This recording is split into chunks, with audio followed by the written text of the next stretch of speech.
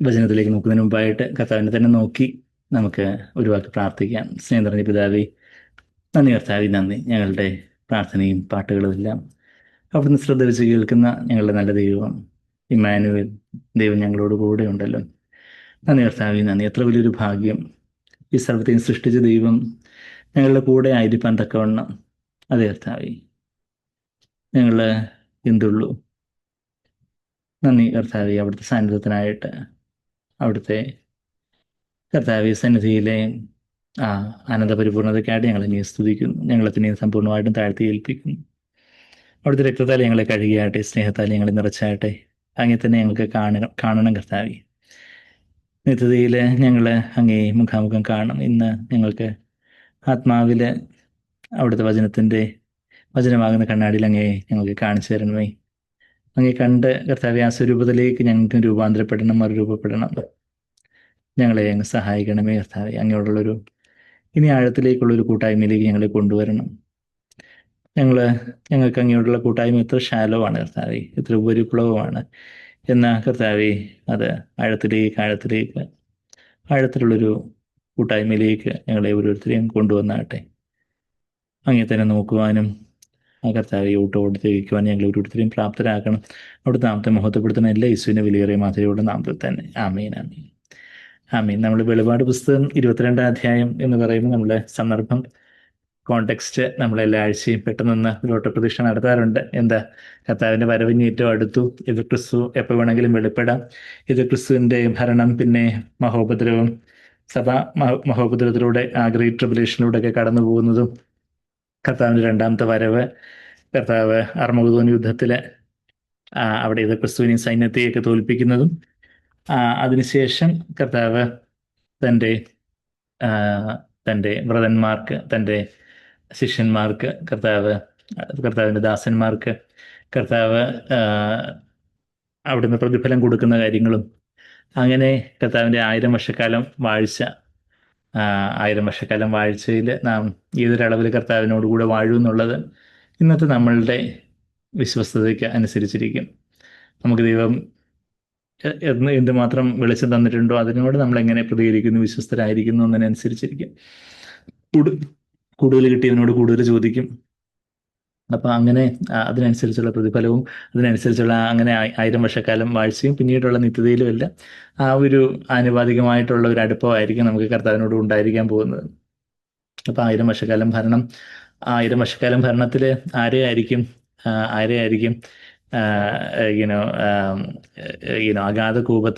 അഗാധത്തിൽ തളച്ചിടുന്നത്? സാത്താനെ, അല്ലേ? സാത്താനെ. 1000 വർഷക്കാലം വർഷം ഭരണം കഴിയുമ്പോഴത്തേക്കും, സാത്താനെ തുറന്നു വിടുമ്പോഴത്തേക്കും, സാത്താൻ പിന്നെയും ആളുകളെ വഞ്ചിക്കുന്നതും ആളുകളെ ദൈവത്തിനെതിരായിട്ട് തിരിക്കുന്നതും, അങ്ങനെ ദൈവം വന്ന് ആ ഒരു വെളിപാട് 20-ന്റെ 9-ാമത്തെ വാക്യവും 10-ാമത്തെ വാക്യം നമ്മൾ എപ്പോഴും പറയാറുണ്ട്, അല്ലേ? അങ്ങനെ ആ സ്വർഗത്തിൽ നിന്നുള്ള ആ ഒരു അഗ്നി വന്ന് ആകാശത്ത് നിന്ന് തീ ഇറങ്ങി അവരെ ദഹിപ്പിച്ച് കളയുന്നതൊക്കെ നമ്മൾ വെളിപാട് 20-ന്റെ 9-ാമത്തെ വാക്യത്തിൽ വായിച്ചിട്ട് വെളിപാട് 20-ന്റെ 10 നമ്മൾ എപ്പോഴും ഊന്നി പറയാറുണ്ട്. അതിൻ്റെ കാരണം സാത്താൻ്റെ അന്തിമമായിട്ടുള്ള സ്ഥാനം, അവൻ്റെ ഫൈനൽ ഡെസ്റ്റിനേഷൻ എങ്ങനെ ആയിരിക്കും, എവിടെ ആയിരിക്കും? നമ്മളുടെ വാഗ്ദത്ത നാട്ടിലെ വിശ്രമം എന്നൊക്കെ നമ്മൾ പാടി, സാത്താന് ഇവിടെ അഗ്നിപ്പൊയ്കയിൽ ബ്ലും എന്ന് പറഞ്ഞു നിന്ന് വീഴുന്ന കാര്യമൊക്കെ നമ്മൾ ആ വെളിപാട് 20-ന്റെ 10 നമ്മൾ കാണുന്നുണ്ട്. അവൻ അപ്പുറവും ഇപ്പുറമായിട്ട് എതിർക്രിസ്തുവും കള്ളപ്രവാചകനും ഒക്കെ കൂട്ടിനുള്ള കാര്യമൊക്കെ നമ്മൾ അവിടെ കണ്ടു. നിത്യതയോളം ദണ്ഡന സഹിക്കേണ്ടി വരുന്ന കാര്യവും, നമ്മൾ ഈ തീപ്പൊയ്കയിലോട്ട് വീഴാൻ പോകുന്ന സാത്താനെ നമ്മൾ പേടിക്കേണ്ടതില്ല. മറിച്ച് കർത്താവിനോട് നമ്മൾ ചേർന്ന് നിന്ന് കർത്താവിനെല്ലാം നമ്മൾ സമർപ്പിക്കുവാണെങ്കിൽ സാത്താനെ നമ്മൾ എതിർത്ത് നിൽക്കും, അവൻ നമ്മളെ വിട്ടുകൂടി പോകുമെന്നാണ് ഇവിടെ പറയുന്നത്. ജെയിംസ് 4:7, യാക്കോബ് 4:7 പറയുന്നത്. ദൈവത്തിന് കീഴടങ്ങുകയും സാത്താനെ എതിർത്ത് നിൽക്കുകയും അവൻ നമ്മളെ വിട്ട് ഓടിപ്പോകും. അവൻ്റെ ഓട്ടത്തിൻ്റെ സ്പീഡൊക്കെ ലൈറ്റിൻ്റെ സ്പീഡാന്നൊക്കെ നമ്മൾ കണ്ടു. 310 മീറ്റർ/സെക്കൻഡിൽ ഓടിപ്പോകും എന്നുള്ള കാര്യമൊക്കെ നമ്മൾ പറഞ്ഞിട്ടുണ്ടല്ലോ. അപ്പം അതിനുശേഷം അവനെ ഈ തീപ്പൊയ്യിലോട്ടൊക്കെ തള്ളിയിട്ടതിന് ശേഷം പിന്നെ അവിശ്വാസികളുടെ ന്യായവിധി, ആ ജീവപുസ്തകത്തിലെ പേര് കാണപ്പെടാത്തവർ, യേശുക്രിസ്തുവിനാൽ വീണ്ടെടുക്കപ്പെടാത്തവരൊക്കെ തീപ്പൊയ്യിലേക്ക് എറിയപ്പെടുന്ന ഒരു കാര്യമൊക്കെ നമ്മൾ വെളിപാട് 20-ന്റെ അവസാനത്തെ വാക്യങ്ങളിലേക്ക് നമ്മൾ വരുമ്പോൾ കാണുന്നുണ്ട്. പിന്നീടുള്ളൊരു പുതിയ ആകാശം, പുതിയ ഭൂമി എല്ലാം പുതുതാക്കുന്നു. അവിടെ കർത്താവിൻ്റെ കാന്ത വെളിപ്പെടുന്നു. കർത്താവിൻ്റെ മണവാട്ടിയാകുന്ന സഭ മണവാട്ടിയായി തീരുന്നതും പിന്നെ ആ കല്യാണത്തിന് വിളിക്കപ്പെട്ടവരുമായിരിക്കുന്ന കൂട്ടരെ കുറിച്ച് നമ്മൾ വായിക്കുന്നുണ്ട്. മണവാട്ടി ആണ് നൂറുമേനി ഫലം കായ്ക്കുന്നവര്. ആ ഒരു കർത്താവിൻ്റെ ആദ്യ ഫലങ്ങളായിട്ട് എന്ന് പറഞ്ഞാൽ ഒരു കൃഷിയിൽ അതിൻ്റെ മെന്യൂർ, അതിൻ്റെ വളവും വെള്ളവും കൊടുക്കുമ്പോൾ ആദ്യം തന്നെ റെസ്പോണ്ട് ചെയ്ത് ഏറ്റവും നല്ല ക്രോപ്പ് ആദ്യമായിട്ട് വരുന്ന ആദ്യ ഫലങ്ങളൊക്കെ അത് യഹോവയ്ക്കുള്ളതായിട്ട് നമ്മൾ പഴയ നിയമത്തിലൊക്കെ കാണുന്നുണ്ട്. പഴയ നിയമത്തിൽ അങ്ങനെ ആദ്യ ഫലങ്ങൾ അവർ ദേവാലയത്തിൽ കൊണ്ട് അർപ്പിക്കുന്നതിനെ കുറിച്ചൊക്കെ നമ്മൾ വായിക്കുന്നുണ്ട്. അപ്പം നമ്മൾ ദൈവത്തിന് ആദ്യ ഫലങ്ങളായിരിക്കുന്നതിനെ കുറിച്ച് കൊരിന്ത്യർ ലേഖനത്തിലും യാക്കോബിന്റെ ലേഖനത്തിലും ഒക്കെ നമ്മൾ വായിക്കുന്നുണ്ട്. നാം ആദ്യ ഫലങ്ങളായിരിക്കണം എന്ന് പറഞ്ഞാൽ നൂറുമേനികൾ. അതായത് അതിനായിട്ട് കർത്താവ് നമുക്ക് ഏതൊരളവിൽ കർത്താവിനെ കുറിച്ച്, കർത്താവിന്റെ വചനത്തെക്കുറിച്ച് ഒരു വെളിച്ചം തന്നിട്ടുണ്ടോ അതിന് നമ്മൾ സമ്പൂർണ്ണമായിട്ടും കീഴടങ്ങി ഏൽപ്പിക്കുന്നു. നമ്മുടെ ജീവിതത്തിൽ കുറവുകൾ ഉണ്ടായിരിക്കാം, വീഴ്ചകൾ ഉണ്ടായിരിക്കാം. അതെല്ലാം കർത്താവിനോട് പറഞ്ഞ് കർത്താവിൻ്റെ മുമ്പാകെ ഒരു അഭിനയമൊന്നും ഇല്ലാതെ, കർത്താവെ ഞാൻ ഇങ്ങനെയാണ്, ഞാൻ സമ്പൂർണ്ണമായിട്ട് അവിടത്തേക്കുള്ളതാണ്, എന്നെ മാറ്റണമേ, ഞാൻ പൂർണ്ണമായിട്ടും അവിടുത്തെ ഹിതത്തിനായിട്ട് ഏൽപ്പിച്ചു തരുന്നു എന്ന് പറഞ്ഞ് ആ ഒരു തേങ്ങലോടെ നമ്മെ തന്നെ സമ്പൂർണ്ണമായിട്ടും കർത്താവിൻ്റെ ഇഷ്ടത്തിനായിട്ട് ഏൽപ്പിച്ചു കൊടുക്കുകയാണെങ്കിൽ ദൈവം നമ്മളെ ആ നൂറുമേനി ഫലം കായ്ക്കുവാൻ ഇടയാക്കും. അപ്പം ആ നൂറുമേനി ഫലം കായ്ക്കുന്നവരാണ് കാന്ത. ആ കാന്തയെക്കുറിച്ചുള്ള ഡിസ്ക്രിപ്ഷൻ അത് യെരുശലേം നഗരത്തിൻ്റെ ഒരു വിവരണമായിട്ടൊക്കെ നമ്മൾ വെളിപാട് 21 നമ്മൾ വായിച്ച് കഴിഞ്ഞിട്ട് 22-ാം അധ്യായത്തിൽ അവിടെ സ്വർഗീയ സിംഹാസനം, ആ സ്വർഗീയ സിംഹാസനത്തിലാണ് പിതാവിൻ്റെയും കുഞ്ഞാടിൻ്റെയും സിംഹാസനം എന്ന് നമ്മളവിടെ വായിക്കുന്നത്. ആ സിംഹാസനത്തിലാണ് ആ കർത്താവ് ആരെയും കൂടി ഇരുത്താൻ പോകുന്നത്? കാന്തയും കൂടി ഇരുത്താൻ പോകുന്നത്. കാന്ത എന്ന് പറഞ്ഞാൽ നാമും ആ നൂറുമേനി ഫലം കായ്ക്കുന്നവരാണെങ്കിൽ കർത്താവിൻ്റെ ആ ഏറ്റവും ഉയർന്ന ആ സ്വർഗീയ സിംഹാസനം. ഇന്ന് ഏറ്റവും ഉയർന്ന സ്ഥാനം എന്ന് പറയുമ്പം ഇന്ന രാജ്യങ്ങളുടെ പ്രസിഡന്റ്, പ്രൈം മിനിസ്റ്റേഴ്സ് ഒക്കെ ഒരു വലിയ വലിയ സ്ഥാനങ്ങൾ ഉള്ളവരൊക്കെയാണ്. എന്നാൽ അവരുടെ ശ്വാസം വന്നു പോയാൽ പിന്നൊന്നുമില്ല. നമ്മൾ തന്നെ വിമാന അപകടങ്ങളും അങ്ങനെയൊക്കെ ഇതെല്ലാം വലിയ സുരക്ഷകളും കാര്യങ്ങളൊക്കെ ഉള്ളവർ പോലും എത്ര നിമിഷ നേരം കൊണ്ട് ആളുകൾ ഇല്ലാതാവുന്നു, അങ്ങനെയൊക്കെയുള്ള ട്രാജിക് ന്യൂസൊക്കെ നമ്മൾ കേൾക്കുന്നുണ്ട്. അപ്പോൾ എന്നാൽ എല്ലാത്തിൻ്റെയും മേലുള്ള അധികാരം, ഏറ്റവും ഉയർന്ന സ്വർഗീയ സിംഹാസനം, ആ ദൈവത്തിൻ്റെ സിംഹാസനത്തിലേക്ക് ആരെയാ കൈപിടിച്ചു എത്തുന്നേ? ഈ പാപത്തിൻ്റെ പാതാളക്കുഴിയിൽ വീണുകൊണ്ടിരുന്ന എന്നെയും നിങ്ങളെയും ആ സ്വർഗസിംഹാസനത്തിലേക്ക് ഉയർത്തുന്ന ആ ഒരു കർത്താവിൻ്റെ കൃപയുടെ ശക്തി, അത് എത്ര വലിയൊരു ശക്തിയാണ്! ഏറ്റവും വലിയൊരു ട്രാൻസ്ഫറാണ്. ചിലരെ ഇങ്ങനെ ട്രാൻസ്ഫർ അടിച്ച് തിരുവനന്തപുരത്ത് നിന്ന് കാസർഗോഡേക്ക് ട്രാൻസ്ഫർ അടിക്കുന്നു പറയുന്നത് എന്ന് പറയുന്നത് പോലെ പെട്ടെന്നൊരു ട്രാൻസ്ഫറാണ് ഇങ്ങോട്ട്. പെട്ടെന്നുള്ള ട്രാൻസ്ഫർ എന്ന് പറയുമ്പോൾ അതൊരു നമ്മളുടെ ജീവിതം സമ്പൂർണ്ണമായിട്ടും കർത്താവിനായിട്ടുള്ളതാണെങ്കിൽ നമ്മൾ ആ സ്വർഗീയ സിംഹാസനത്തിലെ കർത്താവിൻ്റെ കൂടെ, കർത്താവിൻ്റെ വലതുവശത്ത് കാന്തയായിട്ടായിരിക്കുമെന്ന് ഞാനല്ല പറഞ്ഞ്.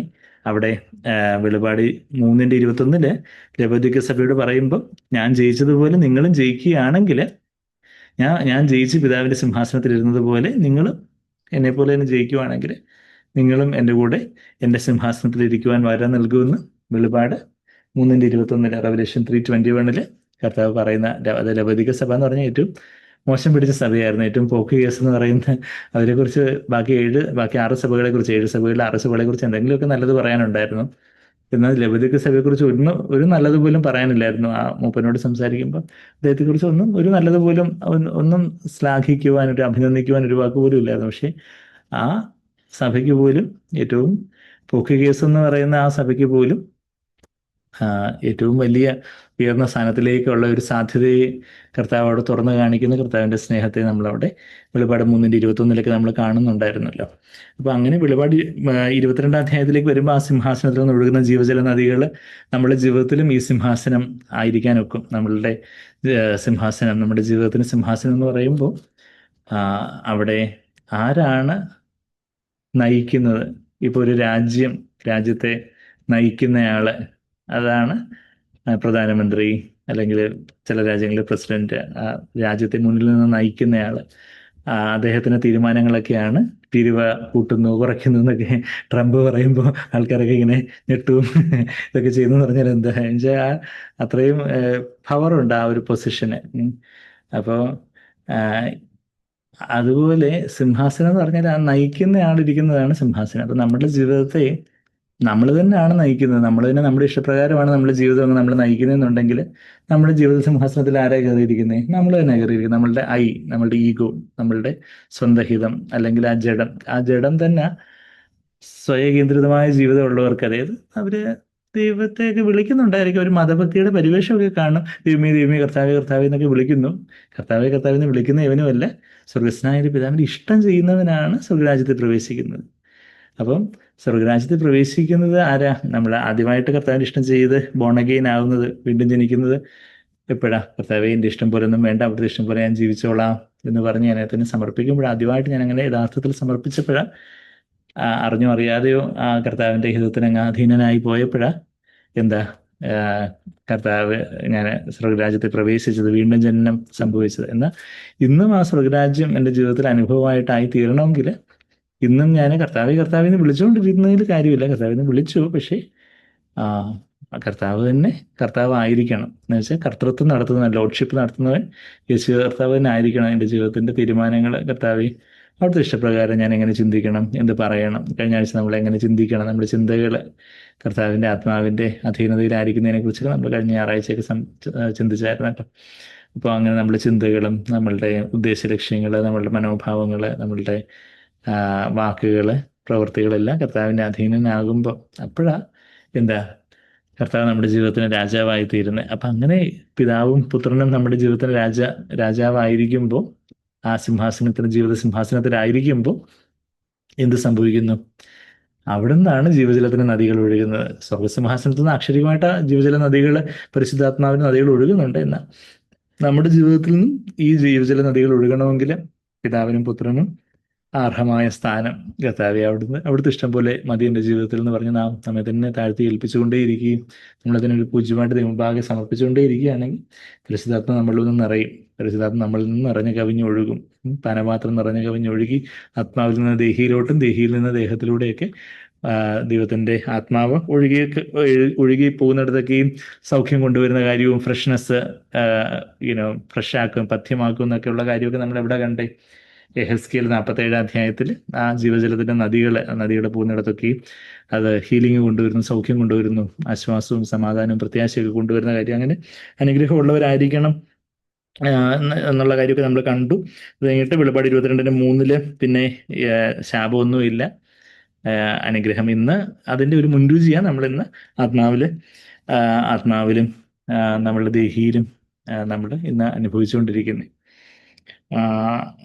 അത് കഴിഞ്ഞിട്ട് പിന്നെന്താ, കുഞ്ഞാടിൻ്റെയും വെളിപാട് 22:3 എന്താ നമ്മൾ വായിച്ച, ദൈവത്തിൻ്റെയും കുഞ്ഞാടിൻ്റെയും സിംഹാസനം അതിലിരിക്കും, അവൻ്റെ ദാസന്മാർ അവനെ ആരാധിക്കും. അവൻ്റെ ദാസന്മാർ ബോൺ സ്ലേവ്സ്, ഡൂളോസ് എന്ന് പറഞ്ഞൊരു പദമൊക്കെ നമ്മൾ കണ്ടു. ഡിയോ എന്ന് പറഞ്ഞാൽ ടു ബൈൻഡ്, കെട്ടുക. ഡൂളോസ് എന്ന് പറഞ്ഞാൽ കെട്ടപ്പെട്ടവൻ, പറഞ്ഞാൽ അടിമദാസൻ. ആ അടിമദാസനാണ് കർത്താവിനെ ആരാധിക്കുന്നത് എന്ന് മലയാളത്തിൽ എഴുതിയിരിക്കുന്നു. ഇംഗ്ലീഷിൽ എന്താ എഴുതുന്നത്? ദേ വിൽ സെർവ് ഹിം എന്ന് എഴുതിയിട്ടുണ്ട്. അപ്പം നമ്മളെന്താ, അപ്പോൾ ഈ രണ്ട് വാക്കുകൾ, ആരാധിക്കുക എന്ന് ഒരിടത്ത് പറയുന്നു, ശുശ്രൂഷിക്കുക എന്ന് ഇംഗ്ലീഷിൽ പറയുന്നു, NASBയിലൊക്കെ. അപ്പോൾ എന്താണ് ഗ്രീക്കിൽ പറയുന്നതെന്ന് ചോദിച്ചാൽ, ഇത് രണ്ടും അർത്ഥമുള്ളൊരു വാക്കാണ്. അവിടെ ലാത്രൂ എന്നുള്ള ഒരു പദമാണ് ഉപയോഗിച്ചിട്ടുള്ളത്. ലാത്രൂ എന്നുള്ള പദത്തിന് ആ ഒരു വർഷിപ്പ് ആൻഡ് സെർവ് എന്നുള്ളൊരു മീനിങ് ഉള്ളൊരു വാക്കാണ്. ആ ഒരു വർഷിപ്പ് ആൻഡ് സെർവ് എന്നുള്ള ഒരു മീനിങ് അതിൻ്റെ ആ സ്ട്രോങ് ഡിക്ഷണറി നമുക്ക് കാണാൻ പറ്റും. അതുകൊണ്ട് മലയാളത്തിൽ അത് ആരാധിക്കുന്ന ട്രാൻസ്ലേറ്റ് ചെയ്തപ്പോൾ ഇംഗ്ലീഷിലത് എന്താ സെർവ് എന്ന് പറയുന്നത്. അപ്പം ആരാധിക്കുക എന്നുള്ളതിന് പ്രോസ്കിനിയോ എന്നുള്ളൊരു വാക്കും ലാത്രൂ എന്നുള്ളൊരു വാക്കും നമ്മൾ ബൈബിളിൽ കാണുന്നുണ്ട്. കർത്താവ് യോഹന്നാൻ 4 ആത്മാവിനെ സത്യത്തിൽ ആരാധിക്കും സത്യ നമസ്കാരികൾ എന്നൊക്കെ പറയുമ്പോൾ അവിടെ പ്രോസ്കിനിയോ എന്നുള്ള വാക്കാണ് ഉപയോഗിച്ചിരിക്കുന്നത്, വർഷിപ്പ് എന്നുള്ള വാക്ക്. എന്നാൽ റോമർ 12:1 വാക്യത്തിലെ വർഷിപ്പ് എന്നുള്ള വാക്ക് ലാത്രൂ എന്നുള്ള പദം. അതുകൊണ്ടാണ് റീസണബിൾ സർവീസ് ഓഫ് വർഷിപ്പ് എന്നൊക്കെ NKJവിലൊക്കെ ട്രാൻസ്ലേറ്റ് ചെയ്തത്. സർവീസ് ഓഫ് വർഷിപ്പ് എന്ന് പറഞ്ഞാൽ റീസണബിൾ വർഷിപ്പ് ആൻഡ് സർവീസ് എന്ന് വേണമെങ്കിൽ നമുക്ക് അങ്ങനെ ട്രാൻസ്ലേറ്റ് ചെയ്യാം. വെച്ചാൽ വർഷിപ്പ് ചെയ്ത് സെർവ് ചെയ്യുന്നതിനെ കുറിക്കുന്ന ഒരു പദമാണ് ലാത്രൂ എന്നുള്ളൊരു പദം.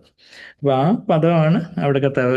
അതുപോലെ തന്നെ കഴിഞ്ഞ ആഴ്ച നമ്മൾ കണ്ടായിരുന്നു മത്തായി 4:10 ഇംഗ്ലീഷിലും മലയാളത്തിലും വ്യത്യസ്തമായിട്ടാണ് ട്രാൻസ്ലേറ്റ് ചെയ്തിരിക്കുന്നത്. നമ്മുടെ സൈൻഡ് പലപ്പോഴും കേട്ടിട്ടുണ്ട്, വർഷിപ്പ് ആൻഡ് സെർവ്. വർഷിപ്പ് ചെയ്യുന്നവർക്ക് സെർവ് ചെയ്യാൻ ഒക്കെയുള്ളൂ. യഥാർത്ഥത്തിലുള്ള സർവീസ് നമ്മുടെ വർഷിപ്പിന് പ്രൊപ്പോർഷണേറ്റ് ആയിട്ടായിരിക്കും എന്നൊക്കെ പറയുമ്പം മലയാളത്തിൽ അത് അത്ര ക്ലിയർ ആയിട്ട് ആ അർത്ഥം വരുന്നതായിട്ട് നമ്മൾ കണ്ടില്ലായിരുന്നു. എന്താ മലയാള ആ പരിഭാഷയിൽ സത്യവേദ പുസ്തകത്തിൽ എന്താ മത്തായി 4:10 സാത്താനോട് കർത്താവ് പറയുക, സാത്താൻ പറയുക, നീ എന്നെ വീണ് നമസ്കരിച്ച ഞാൻ ഇതൊക്കെയൊക്കെ നിനക്ക് തരാമെന്ന് 9 വാക്യത്തിൽ പറയുമ്പം സാത്താനെ എന്നെ വിട്ടുപോ, നിന്റെ ദൈവമായ കർത്താവിനെ നമസ്കരിച്ച് അവനെ മാത്രമേ ആരാധിക്കാവൂ എന്ന് എഴുതിയിരിക്കുന്നുവല്ലോ എന്ന് പറഞ്ഞിരിക്കുന്നു. അവിടെ ഇംഗ്ലീഷിൽ worship the Lord your God, you shall worship the Lord your God and serve him only. അപ്പം ആ വേർഷിപ്പ് എന്നുള്ളതിന് പ്രോസ്ക്യൂനിയോ എന്നുള്ളതും സെർവ് എന്നുള്ളതിന് ലാത്രൂ എന്നുള്ള പദം ഉപയോഗിച്ചിരിക്കുന്നത്. അപ്പം ശരിക്കും അതിൻ്റെ ട്രാൻസ്ലേഷൻ ഇങ്ങനെ വേണ്ടത്, നിന്റെ ദൈവമായ കർത്താവിനെ ആരാധിച്ച് അവനെ മാത്രമേ നമസ്കരിക്കാവൂ എന്നാണ്. അവനെ മാത്രമേ ശുശ്രൂഷിക്കാവൂ, നമസ്കരിക്കാവൂ എന്നുള്ളതല്ല, ശുശ്രൂഷിക്കാവൂ എന്നാണ് എൻ്റെ ട്രാൻസ്ലേഷൻ യഥാർത്ഥത്തിൽ വേണ്ടത്. എന്നുവെച്ചാൽ ആരാധിക്കുക എന്നുള്ള ഒരു പ്രോസ്ക്യൂനിയോ എന്നുള്ള വാക്കും പിന്നെ ലാത്രൂ എന്നുള്ള ഒരു വാക്ക് ശുശ്രൂഷിക്കുക എന്നുള്ള. അപ്പം നിന്റെ ദൈവമായ കർത്താവിനെ ആരാധിച്ച് അവനെ മാത്രമേ ശുശ്രൂഷിക്കാവൂ. അപ്പം ആരാധന കഴിഞ്ഞിട്ടാണ് ശുശ്രൂഷ. ആരാധനയുടെ പ്രൊപ്പോർഷനേറ്റ് ആയിരിക്കും നമ്മുടെ ശുശ്രൂഷയുടെ ശക്തി. അപ്പം ആരാധന എന്ന് പറയുമ്പം ഇങ്ങനെ കൈകൊട്ടി ബഹളം വെച്ച് തുള്ളിച്ചാടുന്ന ഒരു കാര്യമല്ല പറയുന്നത് എന്നുള്ള കാര്യം നമുക്ക് എല്ലാവർക്കും അറിയാം.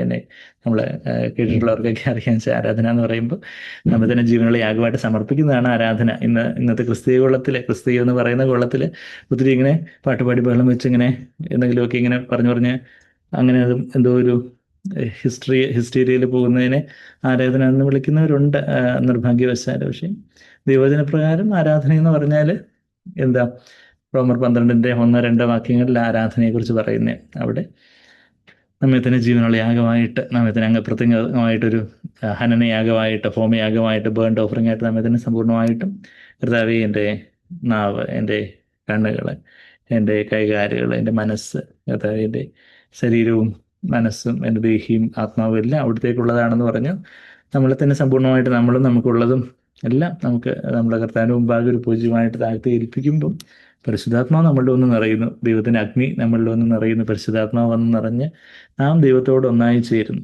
കർത്താവിനോട് ആത്മാവിൽ ഒന്നായി ചേരുന്ന ഒരു ആരാധന. അവിടെ കർത്താവ് ഈ സ്വർഗത്തിൽ എനിക്ക് ആരുള്ളൂ, ഭൂമിയിൽ ഞാൻ അങ്ങേയല്ലാതെ വേറൊന്നും ആഗ്രഹിക്കുന്നില്ലെന്ന് ആസാഫ് അവിടെ 73-ാം സങ്കീർത്തനത്തിന് 25 ആസാഫ് പറഞ്ഞത് അതിൻ്റെ ആത്മാവിൻ്റെ തലത്തിൽ ആഴത്തിൽ ഒരു ദീനമായ ആരാധകന് അനുഭവിക്കാനൊക്കെ. അതാണ് ആരാധന. ദൈവം എല്ലാമായി തീരുന്ന, കർത്താവ് എല്ലാമായി തീരുന്ന, കർത്താവ് മാത്രമേ ഉള്ളൂ, എനിക്ക് കർത്താവിനെ മാത്രം മതി. കർത്താവ് തമ്മിൽ അങ്ങനെ ഒന്ന് നിറയുന്ന, കർത്താവിനോട് നാം ഒന്നായി ചേരുന്ന ആ ഒരു ആത്മാവിലുള്ള ആരാധന, അതാണ് ആരാധന എന്ന് പറഞ്ഞാൽ. അങ്ങനെ ആരാധിക്കുന്നവനെ കർത്താവിനെ ശുശ്രൂഷിക്കാൻ കഴിയുകയുള്ളൂ. അവൻ എന്താ പറയുന്നത്, അവൻ്റെ ശുശ്രൂഷ മേരി മാർത്തയെ പോലെ ഡിഫറൻസ് ആയിരിക്കും. മാർത്ത ഒത്തിരി കാര്യങ്ങളൊക്കെ ചെയ്യുന്നു. കർത്താവിൻ്റെ കാൽപാദത്തെങ്കിൽ ഇരിക്കാനൊന്നും സമയമില്ല. അയ്യോ, അവിടെ ഈ ചിക്കൻ കറി ഇത് കൂട്ടാനുണ്ട്, ചപ്പാത്തി പരത്താനുണ്ട്, ഉള്ളി അരിയാനുണ്ട്, ഒത്തിരി കാര്യങ്ങൾ ചെയ്യാനുണ്ട്. ശരിയാണ്. അല്ലെങ്കിൽ സെർവിങ്, അവിടെ പല കാര്യങ്ങൾ, പാത്രങ്ങളൊക്കെ എല്ലാം അറേഞ്ച് ചെയ്ത് വെക്കാനുണ്ട്. മാർത്തയ്ക്ക് ഒത്തിരി കാര്യങ്ങളുണ്ട്. പക്ഷേ കർത്താവ് എന്താ പറയുന്നത് അതൊക്കെ പിന്നെ നമുക്ക് പിന്നെ മേരി നോട്ട്സ് എഴുതിയിട്ടുണ്ടായിരിക്കും, പിന്നെ ഞാൻ എടുത്ത് നോക്കിക്കോളാം എന്ത് മാർത്ത വിചാരിച്ചത് എന്തോ. അപ്പം മാർത്തയുടെ പ്രയോറിറ്റി തെറ്റിപ്പോയി. മാർത്ത ഒത്തിരി കാര്യങ്ങളൊക്കെ അങ്ങ് ചെയ്യാൻ നോക്കി. പക്ഷേ മറിയം കർത്താവിനെ കേട്ട് കർത്താവ് പറയുന്ന കാര്യങ്ങൾ ചെയ്യുവാൻ തക്കവണ്ണം ഉള്ളൊരു വില്ലിങ്നെസ് ആയിരുന്നു മറിയത്തിനുണ്ടായിരുന്നു. അപ്പം അത് മറിയം ഒരു ആരാധകയുടെ ഒരു ചിത്രമാണ്. അങ്ങനെ ആരാധിക്കുന്ന ഒരാൾക്ക് പിന്നെ കർത്താവ് ആ സുഗന്ധവ്യഞ്ജന ഭരണി എടുത്ത് പൊട്ടിച്ചൊഴിക്കാൻ ഒരു പ്രേരണ പരിശുദ്ധാത്മാവിൽ നിന്ന് അവൾക്ക് കിട്ടി. അവിടെ അത് ചെയ്തു. അത് ഏറ്റവും വലിയൊരു ആരാധനയായിട്ട് കർത്താവ് അത് മാർക്കിട്ട് കൊടുത്ത കാര്യമൊക്കെ നമ്മൾ മർക്കോസ് 14-ലും മത്തായി 26-ലും ഒക്കെ വായിക്കുന്നുണ്ടല്ലോ, യോഹന്നാൻ 12-ലും ഒക്കെ നമ്മൾ വായിക്കുന്നുണ്ട്. അപ്പം ആ ഒരു ആരാധന, അങ്ങനെ ആരാധിക്കുന്നവർ പറയുന്ന ചെറിയ ചില വാക്കുകൾ തന്നെ ബാക്കി ചിലർ പറയുന്ന 1000 വേർഡ്സിനെക്കാട്ടിലും പവർഫുള്ളും എഫക്റ്റീവും ആയിരിക്കും. അതിന് നല്ല മൂർച്ചയായിരിക്കും. അതങ്ങ് ഹൃദയത്തിലേക്ക് കൊള്ളും. നമ്മളുടെ ക്വാണ്ടിറ്റി അല്ല ക്വാളിറ്റി. മരംപുല്ല് വൈക്കോല് ഭയങ്കര ക്വാണ്ടിറ്റി കാണും. മരംപുല്ല് വൈക്കോലിൽ വെച്ച് ഇപ്പം നമ്മൾ 1,00,000 രൂപയ്ക്ക് മരംപുല്ല് വൈക്കോല് വാങ്ങിക്കുകയും സ്വർണം വാങ്ങിക്കുകയും ചെയ്തു. ഇപ്പം സ്വർണത്തിന് ഭയങ്കര വില പത്രത്തിലൊക്കെ കാണുന്നത്. സ്വർണം 1,00,000 രൂപയ്ക്ക് എത്ര സ്വർണം കിട്ടുമെന്തോ എനിക്കറിയത്തില്ല. അതുപോലെ ഭയങ്കര വിലയാന്ന് പറയുന്നത്. അപ്പോൾ മരംപുല്ല് ഭയങ്കര ഒത്തിരി വാങ്ങിക്കാൻ കിട്ടും, വലിയൊരു ക്വാണ്ടിറ്റി ഉണ്ട്. പക്ഷേ സ്വർണ്ണ എന്ന് പറയുന്നത് ഞാൻ പറഞ്ഞു വെച്ചാൽ ആ ആരാധന, അത് ആ അടിമദാസന്മാരാണ് അവനെ ആരാധിച്ചത്. നമ്മളിപ്പം എവിടെ കണ്ടത്? വെളിപാട് 22:3 നമ്മൾ കർത്താവിനെ ലാഫ്റ്റർ ചെയ്യുന്നുണ്ടോ? Do we worship and serve him? അവിടെ ശരിക്കും എൻ്റെ കറക്റ്റ് ട്രാൻസ്ലേഷൻ ഇങ്ങനെ വരാം. അവൻ്റെ ദാസന്മാർ, അവൻ്റെ അടിമദാസന്മാർ അവനെ, അല്ലെങ്കിൽ അവിടുത്തെ അവിടുത്തെ അവൻ്റെ എന്നുള്ളതിനെക്കാട്ടിലും അവിടുത്തെ എന്നുള്ള കുറച്ചുകൂടി ബഹുമാനാർത്ഥമായിട്ട് നമ്മൾ ട്രാൻസ്ലേറ്റ് ചെയ്യുകയാണെങ്കിൽ, അവിടുത്തെ കർത്താവിൻ്റെ അടിമദാസന്മാർ കർത്താവിനെ ആരാധിച്ച് ശുശ്രൂഷിക്കും. Worship and serve him. അപ്പം അതിന് ശേഷമാണ് തൊട്ട് 22-ന്റെ 4 വാക്യവും നമ്മൾ കഴിഞ്ഞ ആഴ്ച ഒന്ന് വായിച്ചു. അവർ അവന് മുഖം കാണും. അതാ ഒരു ആരാധന. ആരാധനയിലാണ് യഥാർത്ഥത്തിൽ നാം കർത്താവിന് മുഖം കാണുന്നത്. മറിച്ച് നമുക്ക് ശുശ്രൂഷ മാത്രമേ ഉള്ളൂ നമ്മളുടെ ഫോക്കസ് എന്നുണ്ടെങ്കിൽ നമുക്ക് ഒത്തിരി കാര്യങ്ങൾ അങ്ങ് ചെയ്തു തീർക്കുന്നത്, അത് ചെയ്യണം, ഇത് ചെയ്യണം, അത് ചെയ്യണം, ശരിയാണ്, എല്ലാം ചെയ്യേണ്ടതായിട്ടുണ്ട്. എന്നാൽ കർത്താവിൻ്റെ മുഖം കണ്ട് കർത്താവിൻ്റെ മുമ്പാകെ നിന്ന് ശുശ്രൂഷിക്കുന്നതും വെളിയിൽ പ്രാകാരത്തിലെ ജനങ്ങളുടെ മുമ്പിൽ നിന്ന് ശുശ്രൂഷിക്കുന്നതും തമ്മിലുള്ള വ്യത്യാസം ഞാനത് പറയുമ്പോൾ സാദോക്ക് പുത്രന്മാരുടെ കാര്യം നിങ്ങൾക്ക് ഓർമ്മ വരുന്നുണ്ടാവും എന്നാണ് എൻ്റെ വിശ്വാസം. നമ്മൾ കണ്ടിട്ടുണ്ട് യെഹെസ്കേലിൻ്റെ പുസ്തകം, അല്ലെങ്കിൽ എസക്കിയേൽ, മലയാളത്തിൽ നമ്മൾ യെഹെസ്കേൽ എന്ന് പറയുമല്ലോ. അവിടെ സാദോക്ക് പുത്രന്മാരുടെ ഒരു പ്രിവിലേജിനെ കുറിച്ച്, അവർക്ക് കൊടുത്ത ഒരു ഭാഗ്യാവസ്ഥയെക്കുറിച്ച് നമ്മളവിടെ വായിക്കുന്നുണ്ട്. അതൊരു ആരാധനയുടെ ചിത്രമാണ്. 44-ാം അധ്യായത്തിലാണ് യെഹെസ്കേൽ 44, എസക്കിയേൽ 44. അതിൻ്റെ 9 മുതലുള്ള വാക്യങ്ങൾ, 9 മുതൽ അതിന് താഴോട്ട് അതിൻ്റെ 31 വരെയുള്ള വാക്യങ്ങളെല്ലാം നമ്മൾ വായിക്കുമ്പം അവിടെ ഈ സാദോക്കിൻ്റെ പുത്രന്മാര് അവര് ദൈവത്തോട് വിശ്വസ്തരായിരുന്നത് കൊണ്ട് ദൈവം അവരോട് പറയുവാണ്, നിങ്ങൾക്ക് എൻ്റെ മുമ്പിൽ വന്ന് എന്നെ ശുശ്രൂഷിക്കാൻ ഉള്ള ഒരു അവസരം ഞാൻ നിങ്ങൾക്ക് തരുന്നു. ബാക്കിയുള്ളവര് കൂടാരത്തിൽ അവർ ജനങ്ങൾക്ക് ശുശ്രൂഷിക്കട്ടെ. അതായത് മേരി മിനിസ്ട്രി, മാർത്ത മിനിസ്ട്രി മാതിരിയുള്ള ഒരു കാര്യമാണ് നമ്മളവിടെ വായിക്കുന്നത്. അതിൻ്റെ 9-ാമത്തെ വാക്യം കണ്ട് യെഹെസ്കേൽ 44-ന്റെ 9-ാമത്തെ വാക്യത്തിൽ യഹോവയായ കർത്താവ് ഇപ്രകാരം അരുളി ചെയ്യുന്നു, നമ്മുടെ മുഖം കണ്ട് ആരാധിക്കുക. നമ്മൾ വെളിപാട് 22 മുഖം കണ്ട് ആരാധിക്കും, മുഖം കണ്ട് ആരാധിക്കും, നമ്മളന്ന് മുഖം കണ്ട് ആരാധിക്കും എന്ന് പറഞ്ഞ് നമുക്ക് ആ വേഴ്സ് അങ്ങ് സ്കിപ്പ് ചെയ്ത് പോവാം. പക്ഷെ ഇന്ന് കർത്താവെ എനിക്ക് അങ്ങയുടെ മുഖം കണ്ട് ആരാധിക്കണം. ശരിയാണ്, അക്ഷരികമായിട്ട് കർത്താവിന് മുഖം കണ്ട് ആരാധിക്കുന്നത് അന്നായിരിക്കും. നാം കർത്താവിന് 2ാമത്തെ വരവെങ്കിൽ തന്നെ കർത്താവിൻ്റെ മുഖം കണ്ട് ആരാധിക്കും. പിന്നെ സഹസ്രാബ്ദ വാഴ്ചയിൽ മുഖം കണ്ട് ആരാധിക്കും. പിന്നെ നിത്യതയിൽ പുതിയ ആകാശം പുതിയ ഭൂമിയിലായിരിക്കും അതിൻ്റെ പാരമ്യത, അതിൻ്റെ ഒരു ഏറ്റവും വലിയ ഒരു സഫലീകരണം ഉണ്ടാകുന്നത്. എന്നാൽ ഇന്ന് മുഖം കണ്ട് ആരാധിക്കുന്നവർ മാത്രമേ, ഇന്ന് ആത്മാവിൽ കർത്താവിൻ്റെ മുഖം കണ്ട് ആരാധിക്കുന്നവർ മാത്രമേ അന്നും മുഖം കണ്ട് ആരാധിക്കുകയുള്ളൂ. ഇന്ന് ജസ്റ്റ് പേരിന് മീറ്റിംഗ് അറ്റൻഡ് ചെയ്യുന്നു, പേരിന് ബൈബിൾ വായിക്കുന്നു, പേരിന് എന്തെങ്കിലുമൊക്കെ ചെയ്യുന്നു, നമ്മൾ പേരിന് എന്തെങ്കിലും ബോക്സിലിടുന്നു, അല്ലെങ്കിൽ പേരിന് എന്തെങ്കിലുമൊക്കെ കാര്യങ്ങൾ, നമ്മൾ വലിയ മോശക്കാരൊന്നും അല്ലാതെ വലിയ പുതുവിരുദ്ധമായിട്ട് നമ്മൾ ക്രിസ്ത്യാനികളായിട്ട് വലിയ പേര് ദോഷമൊന്നും ഉണ്ടാക്കാതെ അങ്ങ് പോകുന്നു. അവിടെ ചെല്ലുമ്പോൾ നമുക്കൊരു ഷോക്കായിരിക്കും. അവിടെ കർത്താവിനോട് കർത്താവിൻ്റെ അടിമദാസന്മാർ, അടിമദാസന്മാരെന്ന് പറയുന്നതാണ് കർത്താവിൻ്റെ കാന്ത, അവിടുത്തെ മുഖം കണ്ട് ആരാധിക്കുമ്പോൾ കല്യാണത്തിന് ക്ഷണിക്കപ്പെട്ടവരെന്ന വണ്ണം 60 മേനിയും 30 മേനിയും വിളയുന്നവരൊക്കെ അവരും സ്വർഗത്തിലുണ്ട്. എന്നാൽ അവർക്ക് കർത്താവിൻ്റെ അടുക്കിലേക്ക് അങ്ങ് ചെന്ന് അതുപോലെ ചെന്നങ്ങ് കർത്താവിനോട് അങ്ങ് ഏറ്റവും അടുക്കുവാൻ സാധിക്കാത്തൊരവസ്ഥ. അത് എത്ര വലിയൊരു ട്രാജഡി ആയിരിക്കും. വില്യം ബൂത്ത്, സാൽവേഷൻ ആർമിയുടെ ഫൗണ്ടറായിട്ടുള്ള വില്യം ബൂത്ത് എൻ്റെ ജീവിതം മാറ്റിമറിച്ച ആ ഒരു സ്വപ്നത്തെക്കുറിച്ചൊക്കെ നമ്മൾ പലപ്പോഴും പറഞ്ഞിട്ടുള്ള കാര്യങ്ങളാണ്. കേട്ടിട്ടില്ലാത്തവർക്ക് വേണ്ടി ജസ്റ്റ് ചുരുക്കമായിട്ട് പറയുകയാണെങ്കിൽ, വില്യം ബൂത്ത് ഒരു നൂറ്റാണ്ടുകൾക്ക് മുമ്പ് 16-ാം നൂറ്റാണ്ടോ മറ്റോ ജീവിച്ചിരുന്ന ഒരു ദൈവഭക്തനായ മനുഷ്യനായിരുന്നു അദ്ദേഹം.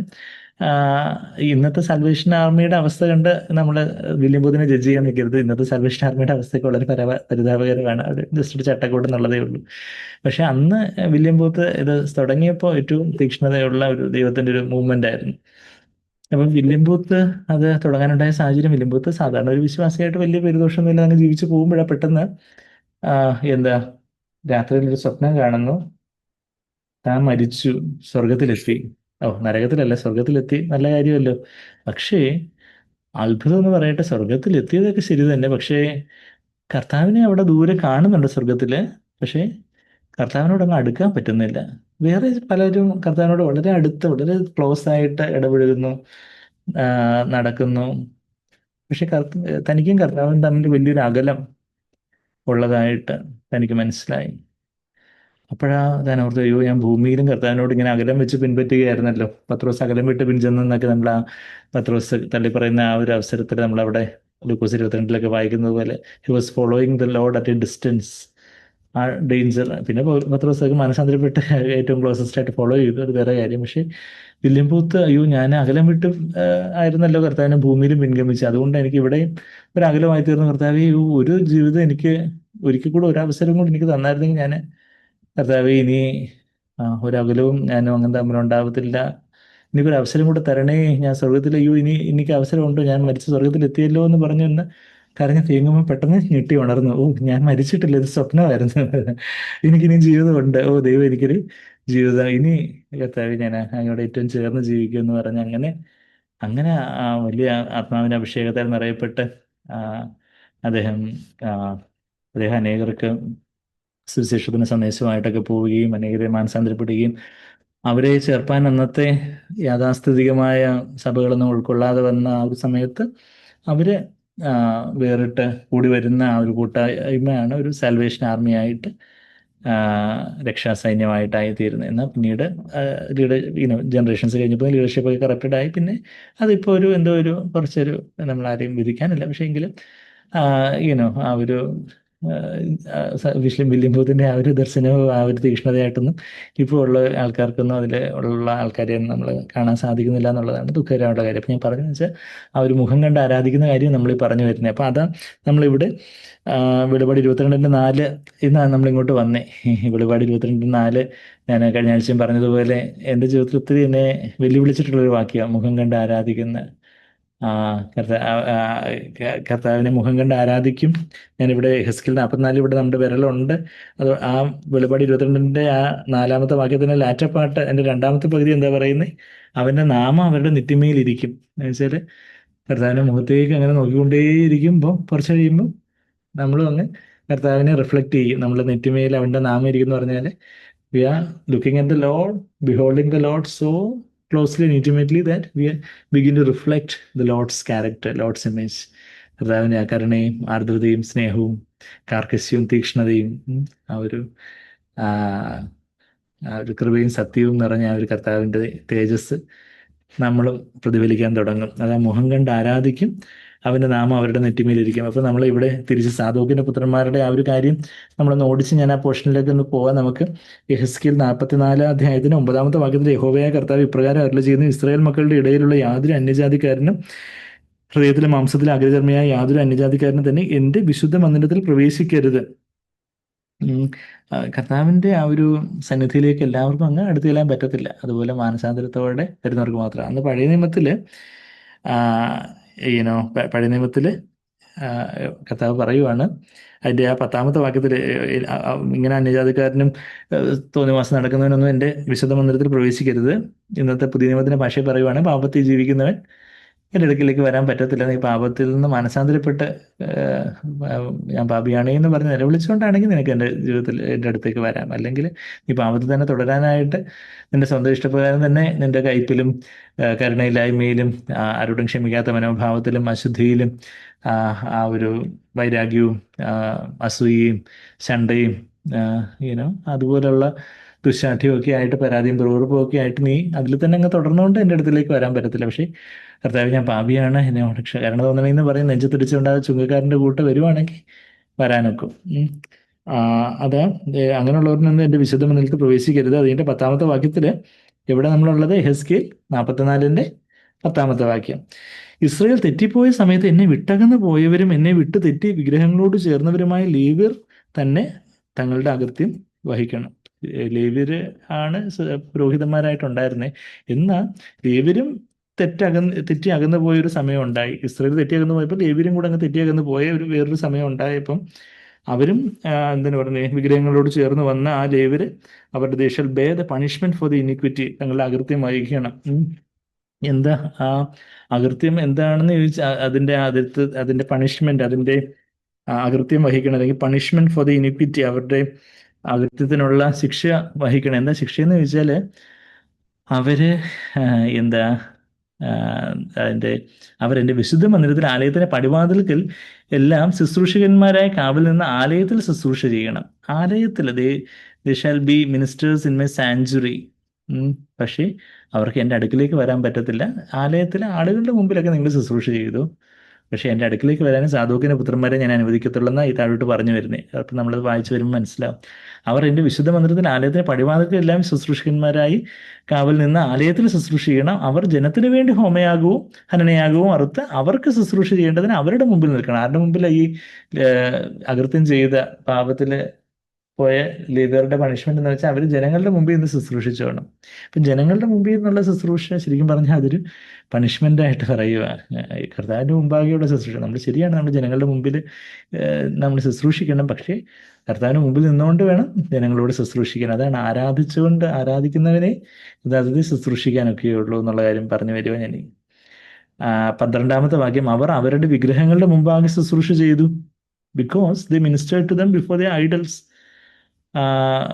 ഇവര് ജനങ്ങളുടെ മുമ്പിൽ ശുശ്രൂഷിക്കട്ടെ. ആ വിഗ്രഹങ്ങളുടെ മുമ്പിൽ ശുശ്രൂഷ ചെയ്ത ആൾക്കാരല്ലേ, അപ്പൊ അവര് ജനങ്ങളുടെ മുമ്പിൽ തന്നെ ഇപ്പം ശുശ്രൂഷിക്കട്ടെ. ഇസ്രായേൽ ഗൃഹത്തിന് അകൃത്യ ഹേതുവായി തീർന്നതുകൊണ്ട്, സ്റ്റംബ്ലിംഗ് ബ്ലോക്കായി തീർന്നതുകൊണ്ട് ഞാൻ അവർക്ക് വിരോധമായി കൈയുയർത്തി സത്യം ചെയ്തിരിക്കുന്നു. അവർ തങ്ങളുടെ അകൃത്യം വഹിക്കണം, പണിഷ്മെന്റ് ബെയർ ചെയ്യണം എന്ന് യഹോവയായ കർത്താവിന്റെ അരുളപ്പാട്. 13-ാമത്തെ വാക്യം, അവർ എനിക്ക് പുരോഹിത ശുശ്രൂഷ ചെയ്യുവാനും അതിവിശുദ്ധമായ എൻ്റെ സകല വിശുദ്ധ വസ്തുക്കളെയും തൊടുവാനും എന്നോട് അടുത്ത് വരാതെ തങ്ങളുടെ ലജ്ജയും തങ്ങൾ ചെയ്ത മിളച്ചതകളും വഹിക്കണം. They shall not come near to me. എത്ര വലിയൊരു പണിഷ്മെന്റാ. അതായത് എൻ്റെ അടുത്തൊന്നും വരണ്ട, നീ ദൂരെ നിന്ന് അങ്ങ് മാറി ശുശ്രൂഷിച്ചാൽ മതി എന്ന് പറയുക. ദൂരെ നിന്ന് ജനങ്ങളോട് ശുശ്രൂഷിച്ച് എൻ്റെ അടുക്ക് വരാൻ നിങ്ങൾക്ക് അനുവാദമില്ല. നമ്മൾ കർത്താവിനോട് ഒത്തിരി കാര്യങ്ങളൊക്കെ ചെയ്യുന്നവരായിരിക്കും. ഞാൻ കർത്താവിനോട് അത് ചെയ്തു ഇത് ചെയ്തു. പക്ഷേ നമ്മൾ കർത്താവിനോട് ഏറ്റവും അടുത്ത് വന്ന് കർത്താവിന് എന്ന വണ്ണമാണോ ഇത് ചെയ്യുന്നത്, അതോ ആൾക്കാരെ ബോധിപ്പിക്കാൻ വേണ്ടി ഇംപ്രസ് ചെയ്യിപ്പിക്കാൻ വേണ്ടി സ്റ്റാറ്റിസ്റ്റിക്സ്, ഞാൻ ഇത്ര പേരോട് സുവിശേഷം പറഞ്ഞു, അല്ലെങ്കിൽ ഇത്ര കാര്യങ്ങൾ ചെയ്തു, അല്ലെങ്കിൽ ഇത്ര വലിയ ശുശ്രൂഷ ചെയ്തു, അതാണോ? അതോ കർത്താവിനോട് ചേർന്ന് വന്ന് കർത്താവിനോടുള്ള സ്നേഹത്തിലാണോ നമ്മൾ മറ്റുള്ളവരെ ശുശ്രൂഷിക്കുന്നത്? അതാ നിങ്ങൾ എൻ്റെ അടുത്ത് they shall not come near to me. എൻ്റെ ആ 13-ാമത്തെ വാക്യം കണ്ടോ? അവര് എന്നോട് അടുത്ത് വരാതെ എന്നുള്ളൊരു വാക്യം. They shall not come near to me, 13-ാമത്തെ വാക്യം. എന്നാൽ ആലയത്തിന് എല്ലാ വേലയ്ക്കും അതിൽ ചെയ്യുവാനുള്ള എല്ലാറ്റിനും ഞാൻ അവരെ അതിൽ കാര്യവിചാരന്മാരാക്കി വെക്കും. ഇതിനൊക്കെ keep charge of the house, അതിൻ്റെ ഓരോ മീനിയൽ വർക്ക്, അതും ഇതുമൊക്കെ ചെയ്യാനൊക്കെ ഉള്ള കാര്യങ്ങളൊക്കെ ചെയ്തു. അതൊക്കെ ചെയ്തുകൊണ്ട് അവിടെ ഇരുന്നു. പക്ഷെ എൻ്റെ അടുത്ത് വന്നേക്കരുത്. 15-ാമത്തെ വാക്യം, ഇസ്രായേൽ മക്കൾ എന്നെ വിട്ടു തെറ്റിപ്പോയ കാലത്ത് എൻ്റെ വിശുദ്ധ മന്ദിരത്തിന് കാര്യവിചാരണ നടത്തിയിരുന്ന സാദോക്കിന്റെ പുത്രന്മാരായ ലേവ്യ പുരോഹിതന്മാർ. അവിടെ ഒരു എക്സ്ക്ലമേഷൻ മാർക്ക്. എനിക്ക് ശുശ്രൂഷ ചെയ്യേണ്ടതിന് എന്നോട് അടുത്ത് വരികയും മേധസ്സും രക്തവും എനിക്ക് അർപ്പിക്കേണ്ടതിന് എൻ്റെ മുമ്പാകെ നിൽക്കുകയും വേണം എന്ന് യഹോവയായ കർത്താവിനെ അരുളപ്പെടുക. ആരാണ് എൻ്റെ മുമ്പാകെ നിൽക്കാൻ യോഗ്യതയുള്ളത്? Sons of സാഡക്. ആ ലേവ്യ പുരോഹിതന്മാരിൽ തന്നെ സാദോക്കിന്റെ പുത്രന്മാര് കുറച്ചു പേരുണ്ടായിരുന്നു. അവര് സാധുക്ക് എങ്ങനെ ആയിരിക്കും ബാലം നടക്കേണ്ടുന്ന വഴി നടത്ത മുതിർന്നാലും വിട്ടുപോയില്ലെന്ന് എന്താണ് നമ്മുടെ സദൃശ്യവാക്യം 22:6 പറയുന്നത് പോലെ സാധുക്കിന്റെ പുത്രന്മാർ പറയുമ്പോൾ സാധുക്ക് അതുപോലെ അവരെ വളർത്തി കാണുമായിരിക്കും. അപ്പോൾ സാധുക്കിന്റെ പുത്രന്മാര് അവര് ഈ തെറ്റിപ്പോയ സമയത്തൊക്കെ, ഇസ്രായേൽ മക്കൾ എന്നെ വിട്ട് തെറ്റിപ്പോയ സമയത്ത് മെജോറിറ്റിയുടെ കൂടെ പോവാതെ കോളേജിൽ എല്ലാവരും ആടിപ്പാടി ലോകത്തിന്റെ പിന്നാലെ പോയപ്പോൾ വേറിട്ട് നിന്നു. കോളേജിലെ, ഹോസ്റ്റലില്, ക്യാമ്പസില്, നമ്മുടെ ഓഫീസിൽ, ഹോസ്പിറ്റലിൽ, നമ്മളുടെ ജോലി സ്ഥലത്ത്, വീട്ടിലൊക്കെ ബന്ധുക്കൾ, അവിശ്വാസികളായ ബന്ധുക്കളുടെയും സുഹൃത്തുക്കളും ഒക്കെ ലോകപരമായിട്ടുള്ള പല കാര്യങ്ങളിലേക്കൊക്കെ പോകുമ്പോൾ അവിടെ നമ്മളൊരു നിലപാടെടുത്ത് കർത്താവിൻ്റെ ഇഷ്ടത്തിനായിട്ട് ഞാൻ നിൽക്കും എന്ന് പറയുന്ന നിലപാടെടുക്കുമ്പോൾ, ഇസ്രായേൽ മക്കൾ എന്നെ വിട്ട് തെറ്റിപ്പോയ സമയത്ത് എൻ്റെ വിശുദ്ധ മന്ദിരത്തിന് കാര്യവിചാരണ നടത്തിയിരുന്ന സാധുക്കിന്റെ പുത്രന്മാരായ ലേവ്യ പുരോഹിതന്മാർ. 15-ാമത്തെ വാക്യം കണ്ടോ? അവരാണ് എനിക്ക് ശുശ്രൂഷ. They shall come near to me. ആ നിയർ ടു മീ എന്നുള്ളതൊക്കെ ഞാൻ എൻ്റെ ബൈബിളിൽ വളരെ അണ്ടർലൈൻ ചെയ്തിരിക്കുക. അവരെ മുഖം കണ്ട് ശുശ്രൂഷിക്കുന്നത്. നമ്മൾ എവിടെ ഇപ്പോൾ ഉള്ളത്? വെളിപാട് 22:4 വന്ന വഴി മറക്കുന്നില്ല. എന്താ നമ്മൾ പറഞ്ഞു വരുന്നേ? ആ മുഖം കണ്ട് ആരാധിക്കുന്നവർ ഇതുപോലുള്ള അടിമദാസന്മാരായിരിക്കും. അത് സാധുവിന്റെ പുത്രന്മാര് എന്ന് പറഞ്ഞാൽ അന്ന് അവർക്ക് പഴയ നിയമത്തിൽ അവർക്കുള്ള വെളിച്ചത്തോടെ ഏറ്റവും ഹോൾ ഹാർട്ടഡായിട്ട് റെസ്പോണ്ട് ചെയ്ത ആൾക്കാർ. അത് പഴയ നിയമമാവട്ടെ പുതിയ നിയമമാവട്ടെ ദൈവത്തിന് പക്ഷഭേദമൊന്നുമില്ല. ഇവൻ കർത്താവിൻ്റെ കാന്തയെക്കുറിച്ച് പുത്തൻ യെരൂശലേമിനെ കുറിച്ച് പറയുമ്പോൾ അവിടെ ഇസ്രായേൽ ആ, ഗോത്രങ്ങളുടെ പേരൊക്കെ എഴുതി വെക്കുന്ന കാര്യമൊക്കെ വെളിപാട് 21 നമ്മൾ വായിച്ചപ്പോൾ അന്ത്യവിജയം പുസ്തകത്തിൽ നമ്മൾ വായിച്ചു. പഴയ നിയമ ഭക്തന്മാരും കർത്താവിൻ്റെ കാന്തയുടെ ഭാഗമായിരിക്കും എന്നുള്ളൊരു സൂചനയാണ് നമ്മളവിടെ കാണുന്നത്. പഴയ നിയമമായാലും പുതിയ നിയമമായാലും ആ, ദൈവം അവർക്ക് കൊടുത്തിട്ടുള്ള വെളിച്ചത്തോട് ഏറ്റവും വിശ്വസ്തരായിരുന്നവര് കർത്താവിന്റെ കാന്തയുടെ ഭാഗമായിരിക്കും. അവർ കർത്താവിന്റെ മുഖം കണ്ട് ആരാധിക്കും. ബാക്കിയുള്ളവരൊക്കെ ദൂരെ നിന്ന് ആരാധിച്ചാണ്. നമ്മൾ നിത്യത മുഴുവനും കർത്താവിന് ദൂരെ നിന്നായിരിക്കും ആരാധിക്കുന്നതെന്നുണ്ടെങ്കിൽ സ്വർഗത്തില് അത് എത്ര വലിയൊരു ട്രാജഡി ആയിരിക്കും. കുറച്ച് നേരത്തേക്ക് ഇപ്പൊ ക്ലാസ്സിൽ കുറച്ച് നേരം പുറത്ത് നിന്നിട്ട് പിന്നെ അങ്ങ് അകത്ത് കയറ്റും ടീച്ചർമാരില്ലേ. കുറച്ച് നേരത്തേക്ക് ഇന്ന് പഠിച്ചുകൊണ്ട് വന്നില്ല, ഹോംവർക്ക് ചെയ്തില്ല, അല്ലെങ്കിൽ കുറച്ച് നേരം പുറത്ത് നിന്നിട്ട് അത് ചെയ്തിട്ട് അകത്തോട്ട് കയറിയാൽ മതി എന്ന് പറയുമ്പോൾ കുറച്ച് നേരത്തേക്ക് പുറത്ത് നിന്നിട്ട് പിന്നെ അങ്ങ് അകത്തോട്ട് കയറാം. പക്ഷെ ഇതിപ്പം നിത്യത മൊത്തവും നമ്മൾ സ്വർഗത്തിൽ തന്നെ നമ്മൾ വിശ്വാസത്തിൽ അവസാനത്തോടെ നിലനിന്നാൽ രക്ഷിക്കപ്പെടും, സ്വർഗത്തിൽ കാണും. ഇന്ന് 60 മേനിയും 30 മേനിയായിട്ട് ക്ഷണിക്കപ്പെട്ടവർ ധന്യരഹു എന്നൊക്കെ നമ്മളിന്നും പാടി. പക്ഷെ ഭാഗ്യമൊക്കെയാണ്, നരകത്തിൽ പോയില്ല, ഭാഗ്യം തന്നെ. പക്ഷേ നമ്മൾ ദൂരെ നിന്ന് ആരാധിക്കുന്നവരായിരിക്കും എന്ന്. അതും കർത്താവിന്റെ മുഖം കണ്ട് അടിമദാസന്മാര് കർത്താവിന്റെ മുഖം കണ്ട് ആരാധിക്കും. പക്ഷെ വേറൊന്നുമില്ല, നമ്മളിത് യു നമ്മളെ ഉത്സാഹിപ്പിക്കാൻ വേണ്ടിയുള്ള, നമ്മൾ ഇന്ന് തന്നെ കർത്താവിനോട് ഏറ്റവും ചേർന്ന് നിന്ന് കർത്താവിനെ ആരാധിക്കുന്നവരാണെങ്കിൽ ഇന്നും നമ്മൾ ആ ആ, എങ്ങനെങ്കിലുമൊക്കെ ഒന്ന് ഒപ്പിക്കാൻ വേണ്ടി ഒരു ഒപ്പിക്കൽ പരിപാടി എന്ന് പറയുമല്ലേ.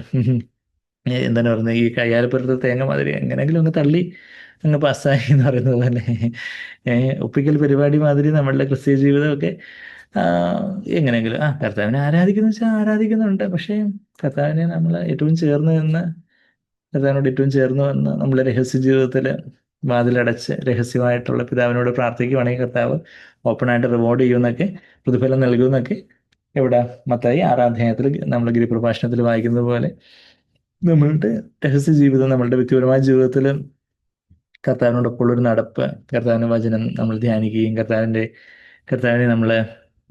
വചനത്തിൻ്റെ കണ്ണാടിയിൽ എല്ലാ ദിവസവും നമ്മൾ കാണുന്നുണ്ടോ. നമ്മളിപ്പം ആ, എന്താണ് പറയുന്നത്, നമ്മളുടെ ഇപ്പം ദൂരവയായിരിക്കുന്ന ഒരു ഭർത്താവ് ഭാര്യ, ഇപ്പം ഭാര്യ ഇവിടാണ് അല്ലെങ്കിൽ ഭർത്താവ് ഇവിടാണ്, ഭാര്യ ദൂരെയാണ് അല്ലെങ്കിൽ ഭർത്താവ് ഇവിടെയാണ്, ഭാര്യ ദൂരെ, ഏത് ആയാലും യഥാർത്ഥത്തിൽ സ്നേഹിക്കുന്ന ഒരു ഭാര്യയും ഭർത്താവും ആണെങ്കിൽ ഇന്നത്തെ കാലത്താണെങ്കിലും വീഡിയോ കോളൊക്കെ ഉണ്ട്, എല്ലാ ദിവസവും വീഡിയോ കോളൊക്കെ ചെയ്യാം. ആ, അപ്പം എല്ലാ ദിവസവും അവർക്കൊന്ന് മുഖം കാണുന്ന സന്തോഷമുള്ള കാര്യമാണ്. ഇപ്പം വീഡിയോ കോൾ ഇല്ലാത്ത സമയം ഏതെങ്കിലും ഫോട്ടോ എങ്കിലും ഒന്ന് എടുത്തു നോക്കും. എന്ന് പറയുന്നത് പോലെ ഇന്ന് നമ്മൾ കർത്താവിൻ്റെ മണവാട്ടിയാണോ? നമ്മൾ ഞാൻ കർത്താവിൻ്റെ കർത്താവിൻ്റെ മണവാട്ടിയാണ്, ഞാൻ വലിയ ആളാണ്, ഞാൻ വലിയ ആരാ പുള്ളി, ഞാൻ മണവാട്ടി അല്ലെങ്കിൽ വേറെ ആരാ മണവാട്ടി എന്ന് ആ ഒരു രീതിയിൽ നമ്മൾ വലിയ വിരോധമൊക്കെ പറയുന്നേ. പക്ഷേ നമുക്ക് കർത്താവിൻ്റെ മുഖം കാണാനായിട്ടൊരു കണ്ണാടിയാകുന്ന വചനം, വചനത്തെ കണ്ണാടിയോട് ഉപമിച്ച കാര്യമൊക്കെ നമുക്ക് യാക്കോബ് 1:22-23 വചനത്തെ കണ്ണാടി ഉപമിച്ചിരിക്കുന്നു. ഈ കണ്ണാടിയിൽ കർത്താവിന്റെ മുഖത്തെ നമ്മൾ എല്ലാ ദിവസവും കാണുന്നുണ്ടോ? കർത്താവിനെ അങ്ങനെ മുഖം കണ്ട് ആരാധിക്കുന്നുണ്ടോ? എന്നുവെച്ചാൽ കർത്താവിനെ കേൾക്കുന്നുണ്ടോ? കർത്താവിനെ കാണാനും കേൾപ്പാനും ഒക്കെ കർത്താവിനോടൊപ്പം ഒരു സമയം എപ്പോഴും കർത്താവിനെ നമ്മൾ യുനോ കാണുകയും കേൾക്കുകയൊക്കെ ചെയ്യുന്ന ആ ഒരു ആത്മീയതലത്തിലേക്ക് നമ്മൾ വളരണം. പക്ഷെ അറ്റ്ലീസ്റ്റ് കുറച്ച് നേരമെങ്കിലും ഒരു ക്വയറ്റ് ടൈം, ഒരു ശാന്തമായിട്ടുള്ളൊരു സമയം ദൈവമുമ്പാകെ വചനമായിട്ട് കർത്താവിനെ കേൾപ്പാനും കർത്താവിനോട് സംസാരിക്കാനും കർത്താവിൽ നിന്ന് കേൾക്കാനും കർത്താവിനോട് അതുപോലെ അടുത്ത് നിന്ന് എല്ലാം കർത്താവിനായിട്ട് പകർന്നൊഴുകി അങ്ങനെ കർത്താവിനെ മുഖം കണ്ട് ആരാധിക്കുന്നവരാണോ നമ്മൾ? അതോ നമ്മൾ ബൈബിള് വായിക്കണമല്ലോ, അതുകൊണ്ട് ഞാൻ പെട്ടെന്നൊരു മറിച്ചെടുത്തു, ഒരു വചനം കിട്ടി, വായിച്ചു, ഞാൻ ഇന്ന് ബൈബിള് വായിച്ചു, നല്ല കാര്യം, അതുകൊണ്ട് ചടങ്ങ് തീർത്തു. അല്ലെങ്കിൽ എന്തെങ്കിലുമൊക്കെ ഒരു ചടങ്ങ് തീർക്കാൻ വേണ്ടിയുള്ള, അല്ലെങ്കിൽ മീറ്റിങ്ങിന് കയറിയില്ലെങ്കിൽ ആ ബ്രദർ പിന്നെയും വിളിച്ച് ചോദിക്കും, അതുകൊണ്ട് പിന്നെ അങ്ങ് കയറിയേക്കാം. അങ്ങനെയാണോ? അല്ലെങ്കിൽ സഭയിലെ നമുക്ക് ആ ഒരു കർത്താവിനെ നമ്മൾ സാധുവിന്റെ പുത്രന്മാരെ പോലെ കർത്താവ് നമ്മളോട് പറയുമോ, നിങ്ങൾക്ക് എൻ്റെ അടുത്ത് വന്ന് എന്നെ ആരാധിക്കാം? അതോ കാര്യമൊക്കെ വരുമ്പോൾ കാര്യമൊക്കെ വലിയ കാര്യങ്ങളൊക്കെ പറയും, പക്ഷേ കാര്യത്തോട് അടുത്ത് വരുമ്പം ദൈവത്തോട് അവിശ്വസ്ത കാണിക്കുമ്പോൾ നമ്മൾ ദൂരെ നിന്ന് അവരുടെ അടുത്ത് വരണ്ട എന്ന് കർത്താവ് പറയത്തൊക്കെ വേണം. എന്ന് വെച്ചാൽ ആ ഒരു മുഖം കണ്ട് ആരാധിക്കുന്ന ആ ഒരു പ്രിവിലേജ്, യഥാർത്ഥത്തിൽ പരിശുദ്ധാത്മാവിന്റെ നിറവ് നമ്മൾ എത്ര പേര് അനുഭവിക്കുന്നവരുണ്ട്? പരിശുദ്ധാത്മ നിറവിന് വേണ്ടി നമുക്ക് എത്ര പേർക്ക് ഒരു വാഞ്ചയുണ്ട്? പരിശുദ്ധാത്മാവിന്റെ നിറവിൽ നമുക്ക് ആത്മാവിൽ കർത്താവിനെ കണ്ട് ആരാധിക്കാനൊക്കെയുള്ളൂ. ആ ഒരു പരിശുദ്ധാത്മാവിന്റെ നിറവിന്റെ ഉറപ്പ് അത് ലഭിക്കാനായിട്ട് അതിനായിട്ട് കർത്താവിനെ പരിശുദ്ധാത്മാവ് നിറച്ചിരിക്കുന്നു. കർത്താവിൻ്റെ ആ ഒരു ശക്തിയും ബലവും സ്നേഹമൊക്കെ എന്നിൽ നിറഞ്ഞിരിക്കുന്നു എന്നുള്ള ആ ഒരു ഉറപ്പ്, അതിനായിട്ട് വളരെ വാഞ്ചയോടെ നമ്മൾ കർത്താവിനെ തേടുകയും കർത്താവിനായിട്ട് അതുപോലെ വാഞ്ചയോടെ നിൽക്കുകയൊക്കെ ചെയ്യുന്ന നമ്മൾ എത്ര പേരുണ്ട്. അപ്പോൾ അത് ആ മുഖം കണ്ട് ആരാധിക്കുന്ന ഒരു കാര്യം, ആ ഒരു ഹോൾ ഹാർട്ടഡ് ഡിസൈപ്പിൾസ് ആകാനകത്ത് നമ്മളെ കുറിച്ച് ആഗ്രഹിക്കുന്നത്. അത് അതിൻ്റെ 15-ാമത്തെ വാക്യം, they shall come near to me to minister to me, minister not to the crowd, minister to me. ആദ്യം അത് മണവാളിനുള്ളതാണ്. അതായത് ഉത്തമഗീതത്തിലെ കാന്ത പൂന്തോട്ടമാണെന്നൊക്കെ 4-ാം അധ്യായത്തിൻ്റെ അവസാനം പറഞ്ഞിട്ട് 4-ാം അധ്യായത്തിന് 12 മുതൽ പറഞ്ഞിട്ട് അതിൻ്റെ 5-ാം അധ്യായത്തിന് 1-ാമത്തെ വാക്യത്തിൽ പറയുന്ന ഈ ഫലങ്ങളൊക്കെ ആദ്യം ആർക്ക് വേണ്ടിയാ? ബ്രൈഡ് ഗ്രൂമിന് വേണ്ടിയാ, കാന്തന് വേണ്ടിയാ. അതിൻ്റെ കാന്തനാണത് ബാക്കിയുള്ളവർക്കും കൂടെ കൊടുക്കുന്നത്. എന്ന് പറഞ്ഞാൽ നമ്മുടെ ശുശ്രൂഷ, നമ്മുടെ ഫലങ്ങൾ, ജീവിതത്തിൻ്റെ ഫലങ്ങളൊക്കെയും ശുശ്രൂഷ ഫലങ്ങളും എല്ലാം ആദ്യം കർത്താവിന് വേണ്ടിയാണ്. കർത്താവ് പിന്നെ അത് ബാക്കിയുള്ളവർക്ക് അനുഗ്രഹിച്ചു കൊടുക്കും. പക്ഷേ കർത്താവിന് മുമ്പാകെ നിന്ന് ശുശ്രൂഷിക്കുന്ന, അതാ അവിടെ ഞാൻ നിനക്ക് എൻ്റെ പ്രേമം തരും, there I will give you my love എന്ന് ഇതേ ഉത്തമഗീതം 7-ന്റെ 12-13 വാക്യങ്ങൾ നമ്മൾ വായിക്കുന്നുണ്ടല്ലോ. ആ വാക്യം ഞാനിവിടെ എഹെസ്കേൽ 44 വിരൽ വെച്ചുകൊണ്ട് ഉത്തമഗീതത്തിലേക്ക് പോകുമ്പോൾ ഉത്തമഗീതം 7-ാം അധ്യായത്തിലെ ആ വാക്യം വെച്ചാൽ അവിടെ ആ ഒരു ശുശ്രൂഷയുടെ കാര്യങ്ങൾ അവിടെ പറയുന്നത്. ഒരു മണവാട്ടിയുടെ ശുശ്രൂഷയും ജസ്റ്റ് ഒരു വേലക്കാരൻ്റെ, ഇപ്പൊ ആ വിന്യാടിൽ തന്നെ ഈ മണവാളന്റെ ശലോമോന്റെ ആ വിന്യാടില് വേലക്കാർ വന്ന് ശുശ്രൂഷിക്കുന്നതും മണവാട്ടി ശുശ്രൂഷിക്കുന്നതും തമ്മിലുള്ള വ്യത്യാസം നമ്മളിവിടെ കാണുന്നുണ്ട്. വേലക്കാർ നിന്ന് അവരുടെ സമയം നോക്കി അവര് ജോലിയൊക്കെ ചെയ്ത് കൂലി വാങ്ങിച്ചുകൊണ്ടങ്ങ് പോകും. പക്ഷെ ഈ മണവാട്ടി എങ്ങനെയാ പറയുന്നേ? മണവാട്ടി, നമ്മുടെ കർത്താവിന് മണവാട്ടിയാണോ അതോ നമ്മൾ കൂലിക്കാരാണോ? നമ്മൾ കർത്താവിൻ്റെ വേല ചെയ്യാൻ വേണ്ടി ആൾക്കാർ കൂടുതൽ സാലറി ഉള്ള ഓർഗനൈസേഷൻ, കൂടുതൽ സാലറി ഉള്ള സംഘടന, സാലറിക്കായിട്ട് ശമ്പളത്തിനായിട്ട് കർത്താവിൻ്റെ ശുശ്രൂഷ എന്നുള്ള പേരിൽ ചെയ്യുന്ന ഉള്ള ബാബിലോണിയൻ സംഘടനകളും കാര്യങ്ങളൊക്കെ, അങ്ങനെയൊക്കെയുള്ള കാര്യങ്ങളൊക്കെ നമ്മൾ ചുറ്റും കാണുന്നുണ്ടല്ലോ. അപ്പം ഇവിടെ ഉത്തമഗീതം, നമ്മൾ എഹെസ്കേൽ 47 നമ്മൾ തിരിച്ചു വരാം. ഉത്തമഗീതം 7-ന്റെ 10-ാമത്തെ വാക്യം ഇംഗ്ലീഷിൽ, മലയാളത്തിൽ 11-ാമത്തെ വാക്യം, ഞാൻ എൻ്റെ പ്രിയനുള്ളവൾ, അവൻ്റെ ആഗ്രഹം എന്നോടാകുന്നു, പ്രിയ വരിക. മണവാട്ടിക്ക് പ്രിയൻ്റെ ആ വേലയെക്കുറിച്ച്, തൻ്റെ മണവാളനാകുന്ന കർത്താവിൻ്റെ വേല, കർത്താവിൻ്റെ വിന്യാട്, കർത്താവിൻ്റെ മുന്തിരിത്തോട്ടം, അവിടെ കർത്താവിൻ്റെ മക്കള് അവരെ എങ്ങനെയൊക്കെ ആയിരിക്കുന്നു, അവർ ആത്മീയമായിട്ട് വളരുന്നോ, അവര് ഫലം കായ്ക്കുന്നുണ്ടോ, ഇവിടെ പൂവിടരുന്നുണ്ടോ, പ്രിയ വരിക, നാം വെളിമ്പ്രദേശത്തേക്ക് പോവുക, നമുക്ക് ഗ്രാമങ്ങളിൽ ചെന്ന് രാപാർക്കാം.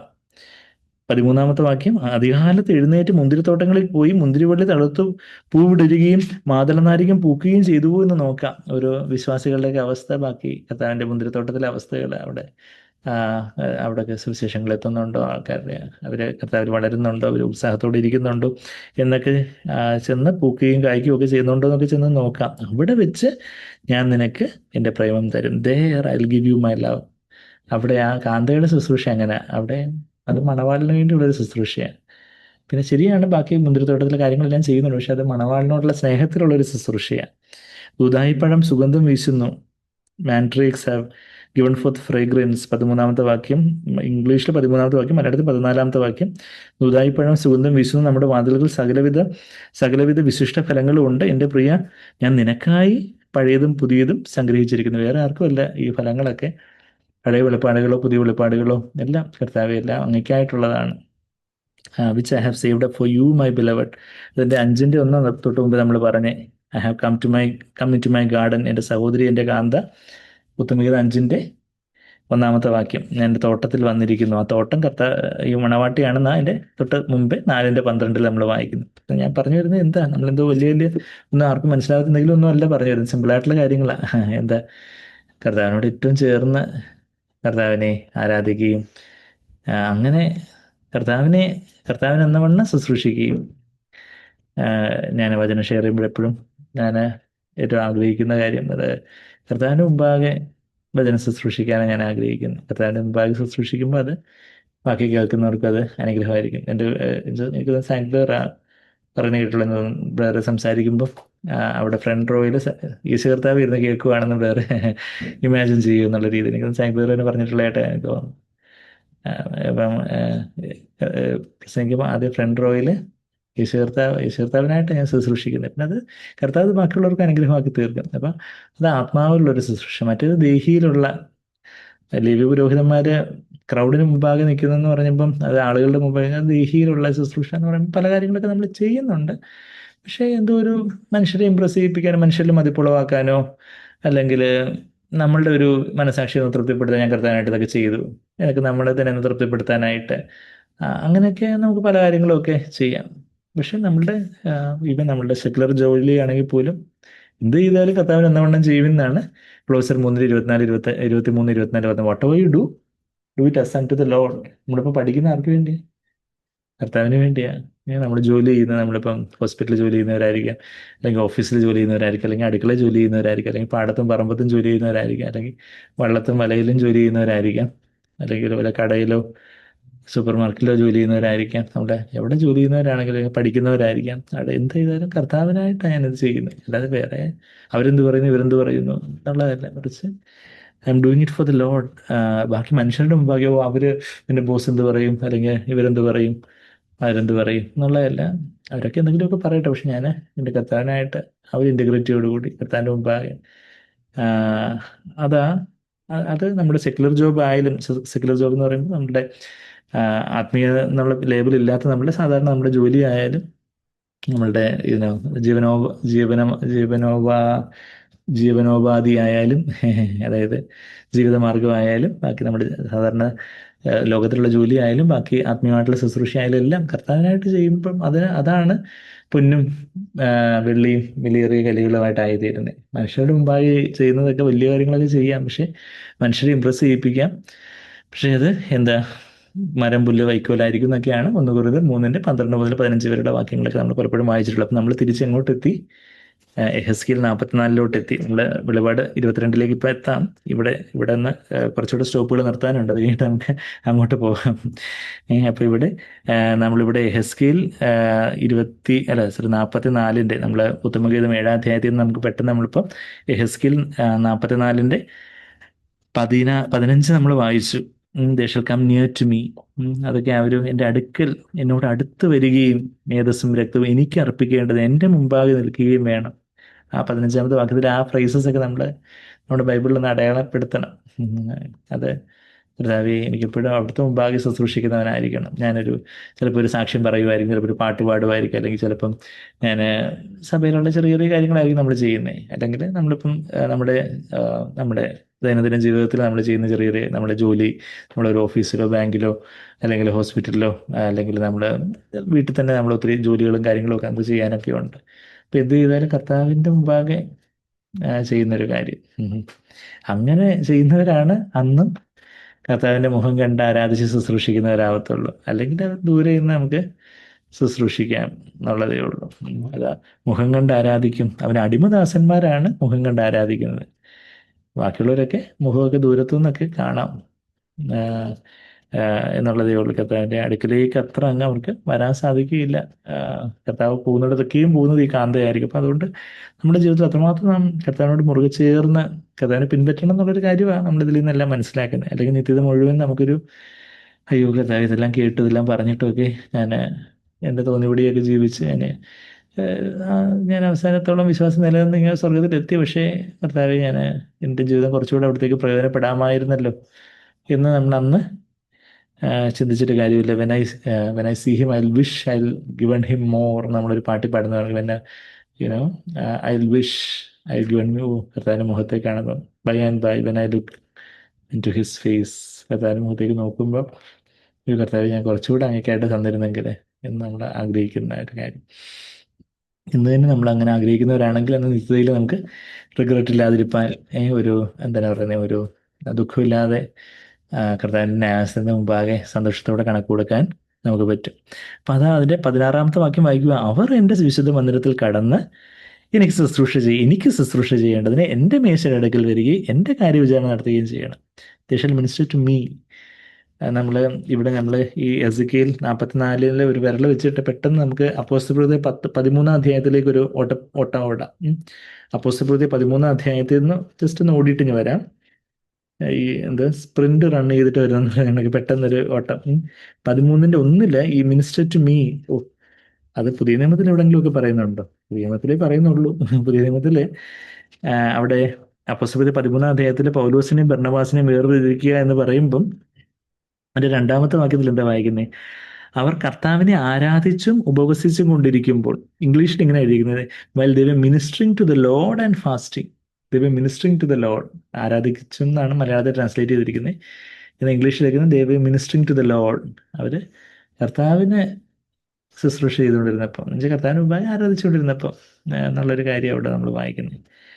അങ്ങനെ ഉപവസിച്ചുകൊണ്ടിരുന്നപ്പോഴാണ് പരിശുദ്ധാത്മാവ് പറയുന്നത്, ഞാൻ ബർന്നബാസിനെയും ശൗലിനെയും വിളിച്ചിരിക്കുന്ന വേലയ്ക്കായിട്ട് ഞാൻ ഓൾറെഡി ബർന്നബാസിനോടും ശൗലിനോടും പറഞ്ഞിട്ടുണ്ട്. അത് നിങ്ങൾ ആ ഇരിക്കുന്നവർക്കെല്ലാം അതിനെക്കുറിച്ചൊരു ഭാരം ഉണ്ടായി, വിലക്കായിട്ട് അവരെ എനിക്ക് വേർതിരിക്കുവിനെന്ന് പരിശുദ്ധാത്മാവ് പറഞ്ഞതായിട്ട് അവർക്കൊരു ബോധ്യം ഉണ്ടായതായിട്ടുള്ളൊരു കാര്യമൊക്കെ നമ്മളോട് വായിക്കുന്നത്. അവർ കർത്താവിനെ ആരാധിക്കുമ്പോഴായിരുന്നു ആ ഒരു വേർതിരിക്കുവിൻ എന്നുള്ളൊരു കാര്യം. എൻ്റെ ജീവിതത്തിൻ്റെ സാക്ഷി ഞാൻ പലപ്പോഴും പറഞ്ഞിട്ടുള്ളപ്പം നിങ്ങൾ കേട്ടിട്ടുണ്ടായിരിക്കും. അതായത് എനിക്ക് ഈ സൈക്യാട്രിയിലേക്ക് പോകാനൊരു ദർശനം ഉണ്ടാകുമ്പോൾ അവിടെ 2009 ഏപ്രിൽ മാസം 19-ാം തീയതി രാത്രി 1:15 അതായത് 20-ാം തീയതി അതിരാവിലെയായി. അപ്പോൾ ഡ്യൂട്ടി ഡോക്ടേഴ്സ് റൂമിൽ വന്ന് എനിക്ക് ഫിസിക്കലി ടയേർഡാണ്, ശാരീരികമായ ക്ഷീണമുണ്ട്, കിടന്നുറങ്ങണമെന്നുണ്ട്. പക്ഷെ ആത്മാവിൽ വലിയ സന്തോഷത്തോടെ just delighting in the Lord's presence. എപ്പോഴാണ് എനിക്ക് ആ ഒരു ദർശനം ഉണ്ടായെന്ന് ചോദിച്ചാൽ I was just worshipping the Lord.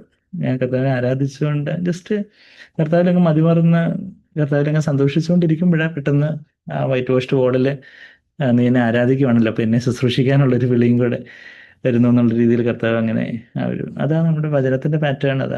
ആരാധിക്കുന്നതിനാണ് ശുശ്രൂഷിക്കാനും പറ്റത്തുള്ളൂ എന്നുള്ളൊരു കാര്യം. അപ്പോൾ അതാണ് നമ്മളിവിടെ തിരിച്ച് നമ്മൾ എഹെസ്കേൽ 44-ലേക്ക് നമ്മൾ വരുമ്പം അതിൻ്റെ 16-ാമത്തെ വാക്യത്തിൽ, എൻ്റെ വിശുദ്ധ മന്ദിരത്തിൽ കടന്ന് എനിക്ക് ശുശ്രൂഷ ചെയ്യേണ്ടതിന് എൻ്റെ മേശയുടെ അടുക്കൽ വരികയും എൻ്റെ കാര്യവിചാരണം. നമ്മൾ കർത്താവിനെ നമ്മൾ കഴിഞ്ഞ ആഴ്ച കർത്താവ് നമ്മളുടെ ചിന്തകളെ നിയന്ത്രിക്കുന്നതിനെ കുറിച്ചൊക്കെ നമ്മൾ ചിന്തിച്ചു. കർത്താവിനെ ആരാധിച്ച് ശുശ്രൂഷിക്കുന്നവരാകുവാനായിട്ട് നമുക്കൊരു വാഞ്ച ഉണ്ടാകണം. അത് നമ്മൾ ഇത്രയൊക്കെ പറയുന്നത് എന്തിനു വേണ്ടിയാണ്? നമുക്കതിനായിട്ടൊരു ദാഹം, അത് ദൈവത്തിന് നമുക്ക് ആ കാര്യങ്ങളൊക്കെ ഒരു വെളിപ്പാടായിട്ട് നമ്മുടെ അനുഭവമായിട്ട് ആക്കി തീർക്കാനൊക്കെ ഉള്ളൂ. ഞാൻ എന്തെല്ലാം പറഞ്ഞാലും നമ്മളിപ്പം പഞ്ചസാര എത്ര നല്ല രുചിയുണ്ട്, നല്ല ടേസ്റ്റാണ്, നല്ല ടേസ്റ്റാണ് കേട്ടോ, നല്ല മധുരമാണെന്ന് പറഞ്ഞാൽ അത് ടേസ്റ്റ് ചെയ്താലേ അത് എന്താ മധുരം എന്ന് മനസ്സിലാകത്തുള്ളൂ എന്ന് പറയുന്നത് പോലെ നമ്മൾ തന്നെ അങ്ങ് താഴ്ത്തി ഏൽപ്പിച്ച് കർത്താവെ അവിടുത്തെ ആത്മാവിനാൽ അല്ലെങ്കിൽ നിറയ്ക്കണം. പരിശുദ്ധാത്മ നമ്മളൊന്ന് നിറയുമ്പോഴേ കർത്താവിനെ ആരാധിക്കുന്ന ഒരു കാര്യം എന്താണെന്ന് നമുക്ക് മനസ്സിലാകത്തുള്ളൂ. കർത്താവിൽ തന്നെ മതി മറന്ന് കർത്താവ് എല്ലാമായി കർത്താവ് എനിക്ക് അങ്ങ് മാത്രം മതി. അങ്ങനെ ആകുമ്പം നമ്മൾ ഇനിയിപ്പം അടുക്കളയിൽ ജോലി ചെയ്യുമ്പോഴാവട്ടെ, അല്ലെങ്കിൽ പാടത്തും പറമ്പത്തും വർക്ക് ചെയ്യുമ്പോഴായിട്ട് നമ്മൾ വീട്ടിലെ പല ഉത്തരവാദിത്തങ്ങൾ, ചിലപ്പം ജോലിയിലെ, ഓഫീസിലെ, ഫാക്ടറിയിലെ, കമ്പനിയിലെ പല കാര്യങ്ങൾ നമ്മൾ ജോലി ചെയ്യുമ്പോഴും കർത്താവിന് എന്തുകൊണ്ടും ആ കാര്യങ്ങൾ ചെയ്യാൻ പറ്റത്തുള്ളൂ.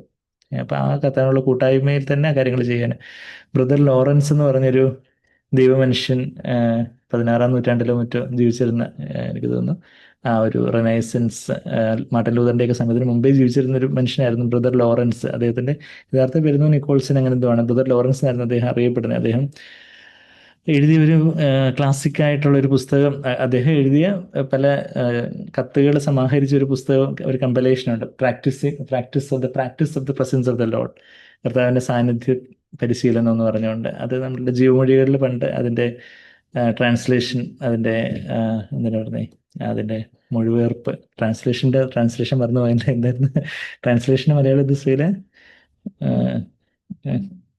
മൊഴിപെയർപ്പ് എന്നുള്ള തമിഴേ വരുന്നുള്ളൂ, പരിഭാഷ. ഓക്കെ, പരിഭാഷ. അതിൻ്റെ പരിഭാഷ എന്താ, മൊഴിപെയർപ്പ് എന്നുള്ളത് തമിഴ് വാക്ക്, പരിഭാഷ. അതിൻ്റെ ട്രാൻസ്ലേഷൻ നമ്മുടെ ജീവമൊഴികൾ മാഗസിൻ്റെ പണ്ട് ലക്കങ്ങളിൽ വന്നിട്ടുള്ളതായിട്ട് ഓർക്കുന്നുണ്ട്. അപ്പോൾ അതിനകത്ത് അദ്ദേഹം പറയുന്നൊരു കാര്യമുണ്ട്. അദ്ദേഹം അവിടെ ഒരു റോമൻ കാത്തലിക് മൊണാസ്ട്രിയിൽ അവിടുത്തെ ഒരു കുക്കായിരുന്നു. റോമൻ കാത്തോലിക്ക അവരുടെ ആ ഒരു സന്യാസ സമൂഹത്തിലൊക്കെ ഒരു പാചകക്കാരനായിരുന്നു. ഇന്ന് അദ്ദേഹം എഴുതിയ കാര്യങ്ങളൊക്കെ പിന്നീട് പിൽക്കാലത്ത് ഏറ്റവും വലിയൊരു സെയിൻ്റായിട്ട്, വിശുദ്ധനായിട്ട് അദ്ദേഹത്തെ ഇന്നും the practice of the presence of the Lord നമ്മൾ ഗൂഗിളിൽ സെർച്ച് ചെയ്താൽ തന്നെ അതിൻ്റെ ബുക്കൊക്കെ ഫ്രീ ആയിട്ട് നമുക്ക് ഡൗൺലോഡ് ചെയ്യാൻ പറ്റുന്ന കാര്യങ്ങളാണ് എന്നാണ് എനിക്ക് മനസ്സിലാവുന്നത്. ഒത്തിരി വർഷങ്ങൾ മുമ്പുള്ള ഒരു ഇത് ആണല്ലോ. അപ്പോൾ അതിനകത്ത് അദ്ദേഹം എഴുതുന്ന പല കാര്യങ്ങളിലും ചിലപ്പോൾ ഇടയ്ക്ക് സ്ത്രീകളെയൊക്കെ ബ്രദർ ലോറൻസിൻ്റെ കോട്ടൊക്കെ ഇടുന്നത് നിങ്ങൾ ശ്രദ്ധിച്ചിട്ടുണ്ടായിരിക്കും.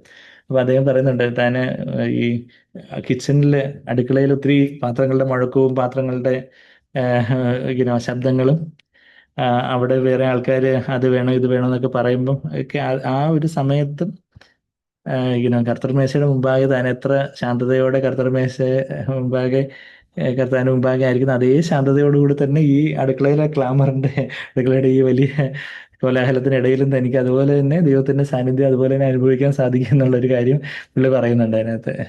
അത് എന്ത് ചെയ്താലും അത് കർത്താവിനുള്ള സ്നേഹത്തിൽ ചെയ്യുന്ന കാര്യമൊക്കെ എന്ത് ഒരു ദോശ എടുത്ത് തിരിച്ചിടുമ്പോഴും അതുപോലെ എന്തോ ഒരു വാക്ക് പറയുന്നുണ്ട്, എന്തോ ബ്രെഡ് ഇങ്ങനെ അവര് ദോശയല്ലല്ലോ എന്തോ ഒരു ഇത് തിരിച്ചിടുമ്പോഴും അത് കർത്താവിനോടുള്ള സ്നേഹത്തില് എന്ത് ചെയ്താലും what ever you do do it in love എവിടെ പറയുന്നത് നമ്മുടെ കുഞ്ഞുങ്ങളെ മനപ്പാഠവാക്യം പറഞ്ഞായിരുന്നു.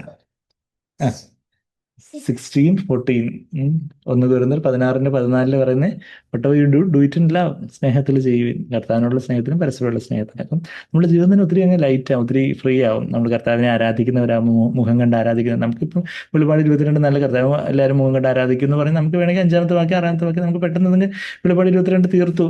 റെവലേഷൻ ബൈബിൾ സ്റ്റഡി കഴിഞ്ഞ് നമുക്കിനി അടുത്ത ടോപ്പിക്കിലോട്ട് പോവാം, വളരെ ഈസിയാണ്. പക്ഷേ എന്താ ചിലയിടത്ത് കുറച്ച് റെഡ് ലൈറ്റ് ഉണ്ടെന്ന് പറഞ്ഞതുപോലെ കുറച്ചൊന്ന് വെയിറ്റ് ചെയ്യാൻ ഏനോ അവിടെ ഇനിയും ഒത്തിരി നിക്ഷേപങ്ങളുണ്ട് കർത്താവ്. ഇന്ന് തന്നെ എനിക്ക് അവിടുത്തെ മുഖം കണ്ട് ആരാധിക്കണം. അല്ലാതെ വെറുതെ ഞാൻ ഈ വാക്യം ഇങ്ങനെ വായിച്ചു പോയിട്ട് എന്താ, ഇത് എൻ്റെ ജീവിതത്തിൽ ഒരു അനുഭവമായിട്ട് ആയിത്തീരണം. അതാ നമ്മൾ അതിൻ്റെ 16-ാമത്തെ വാക്യം, അത് അഡീഷണൽ മിനിസ്റ്റർ ടു മീ, കർത്താവിനെ ശുശ്രൂഷ ചെയ്യുന്നവരാകണം നമ്മൾ. ലൂക്കോസ് 7-ാം അധ്യായത്തിൽ പരീശന്റെ ശീമോൻ എന്ന പരീശന്റെ വീട്ടിൽ അവിടെ പാപിനിയായ സ്ത്രീ, ഒരു പക്ഷെ മഗ്ദലക്കാരി മറിയം തന്നെ ആയിരിക്കും പാപിനിയായ സ്ത്രീ വന്ന് കർത്താവിനെ ശുശ്രൂഷ ചെയ്യുന്നതാണ് നമ്മളവിടെ വായിക്കുന്നത്. ശിമോൻ അവിടെ വലിയ കാര്യത്തൊക്കെ വലിയ ശുശ്രൂഷയും ഭക്ഷണ വിഭവങ്ങളൊക്കെ ഒരുക്കി വെച്ചിട്ടുണ്ട്. പക്ഷേ കർത്താവിന് ശുശ്രൂഷ ചെയ്യാൻ നീ എനിക്ക് എൻ്റെ കാല് കഴുകാൻ വെള്ളം തന്നില്ല. അവിടെ കർത്താവ് പറയുന്നുണ്ടല്ലോ, നീ എന്നെ ശുശ്രൂഷിച്ചില്ല, ഇവളാ എന്നെ ശുശ്രൂഷിച്ചതെന്ന് കർത്താവ് പറയുന്ന ആ ഒരു വാക്യം നമുക്ക് ഇവിടെ നമ്മുടെ ഹെസ്കിൽ 44 പെട്ടെന്നൊരു ചാട്ടം ഇങ്ങോട്ടാ. ഇപ്പം ലൂക്കോസ് 7-ാം അധ്യായത്തിലേക്ക് നമുക്ക് ചാടാം. ലൂക്കോസ് 7-ാം അധ്യായത്തിലേക്ക് ഒന്ന് ചാടുമ്പോൾ അവിടെ നമ്മളൊരു ശിമോനാകുന്ന പരീശനായ ശീമോന്റെ ഭവനത്തിലേക്ക് നമ്മൾ കടന്നു ചെല്ലുമ്പോൾ അവിടെ കർത്താവ് ഇരിപ്പുണ്ട്, ശിഷ്യന്മാരും ഇരിപ്പുണ്ട്. ശീമോൻ വലിയ കാര്യത്തിൽ ഒത്തിരി വിഭവങ്ങളൊക്കെ യുനോ ഒത്തിരി ചിക്കൻ ബിരിയാണിയും തന്തൂരി റൊട്ടിയും പിന്നെ അതുപോലെയുള്ള വലിയ വലിയ എന്താ ഏതാണ്ടൊക്കെ വലിയ വലിയ വിഭവങ്ങളൊക്കെ ഒരുക്കിയിട്ടുണ്ട് കർത്താവിന് വേണ്ടി.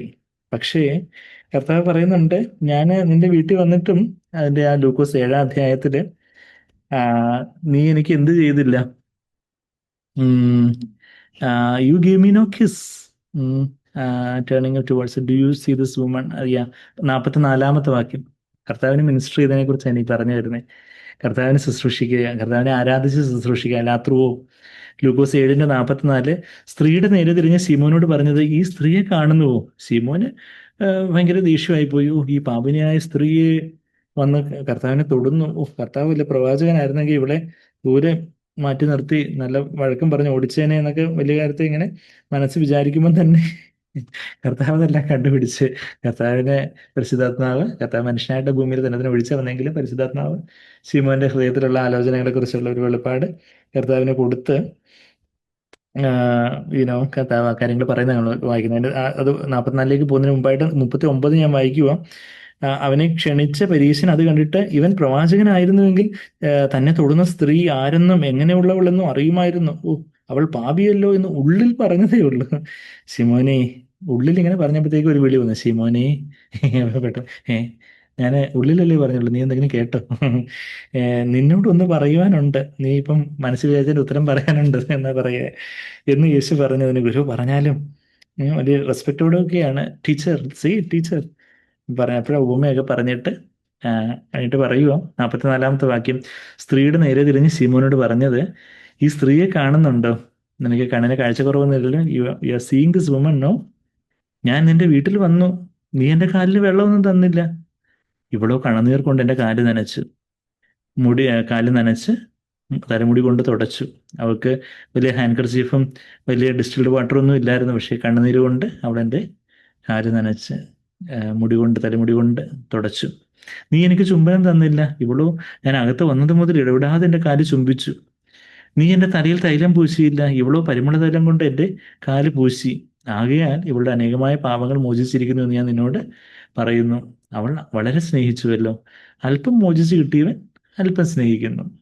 കുറച്ച് ദൈവം എന്നോട് ഞാൻ വലിയ പാപിയൊന്നും അല്ലായിരുന്നു, ആ, വലിയ മോശക്കാരനൊന്നും അല്ലായിരുന്നു, കർത്താവിനോട് ക്ഷമിച്ചു, അതിലിപ്പം വലിയ അത്ഭുതം എന്താ എന്ന് ചിന്തിക്കുമ്പോൾ നമുക്ക് കർത്താവിനോട് വലിയ സ്നേഹമൊന്നുമില്ല. പക്ഷേ അയ്യോ കർത്താവെ, ഞാൻ പാപി പ്രധാനിയാണ് ഞാൻ, എൻ്റെ പാപങ്ങൾ അങ്ങേക്കും എനിക്കല്ലേ അറിയത്തുള്ളൂ കർത്താവെ, ഞാൻ എത്ര നീച്ച പാപിയാണ് എന്നുള്ളൊരു ബോധ്യം നമുക്കുള്ളപ്പോൾ എനിക്ക് വളരെ ഇളച്ചു കിട്ടി. അപ്പം എനിക്ക് അധികമായിട്ട് ഞാൻ കർത്താവിനെ സ്നേഹിക്കും.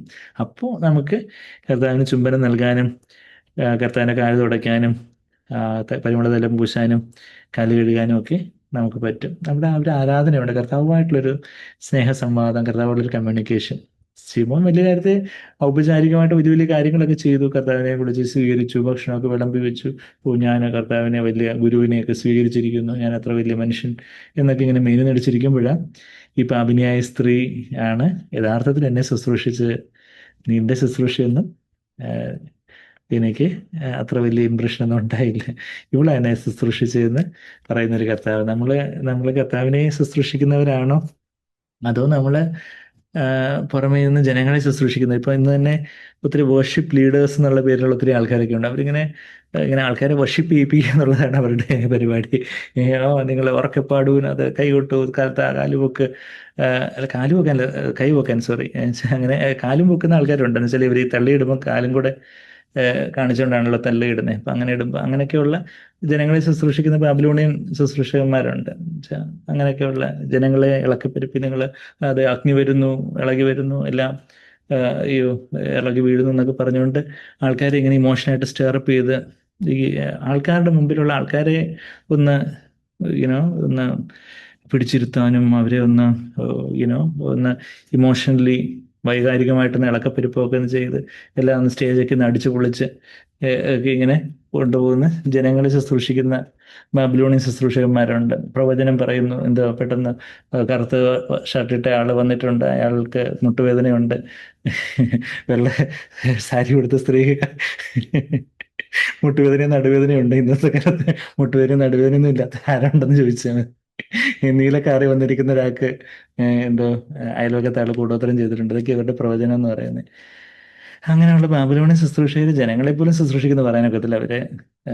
അവരെ തന്നെ ശുശ്രൂഷിക്കുന്ന ആൾക്കാർ. പക്ഷെ കർത്താവ് അതല്ല പറയുന്നത്. കർത്താവ് എന്താ പറയുന്നേ? നീ എനിക്ക് ശുശ്രൂഷിക്കുന്ന ആ ഒരു കർത്താവിനെ ആരാധിച്ച് ശുശ്രൂഷിക്കുക, അതാ ലാത്രുവോ എന്നുള്ള ഒരു വർഷിപ്പ് ആൻഡ് സെർവ് എന്നുള്ള ഒരു പദം. നമ്മളിപ്പം ഇവിടെ 9:30 ഞാൻ ഇത് നമ്മൾ തിരിച്ച് എഹെസ്കേലിലോട്ട് വന്ന അതിൻ്റെ 17-ാമത്തെ വാക്യത്തിൽ പറയുന്നത്, എന്നാൽ അകത്ത് പ്രാകാരത്തിന് വാതിലുകൾക്കകത്ത് കിടക്കുമ്പോൾ അവർ ശണവസ്ത്രം ധരിക്കണം. നമ്മൾ തിരിച്ച് എങ്ങോട്ടെത്തി?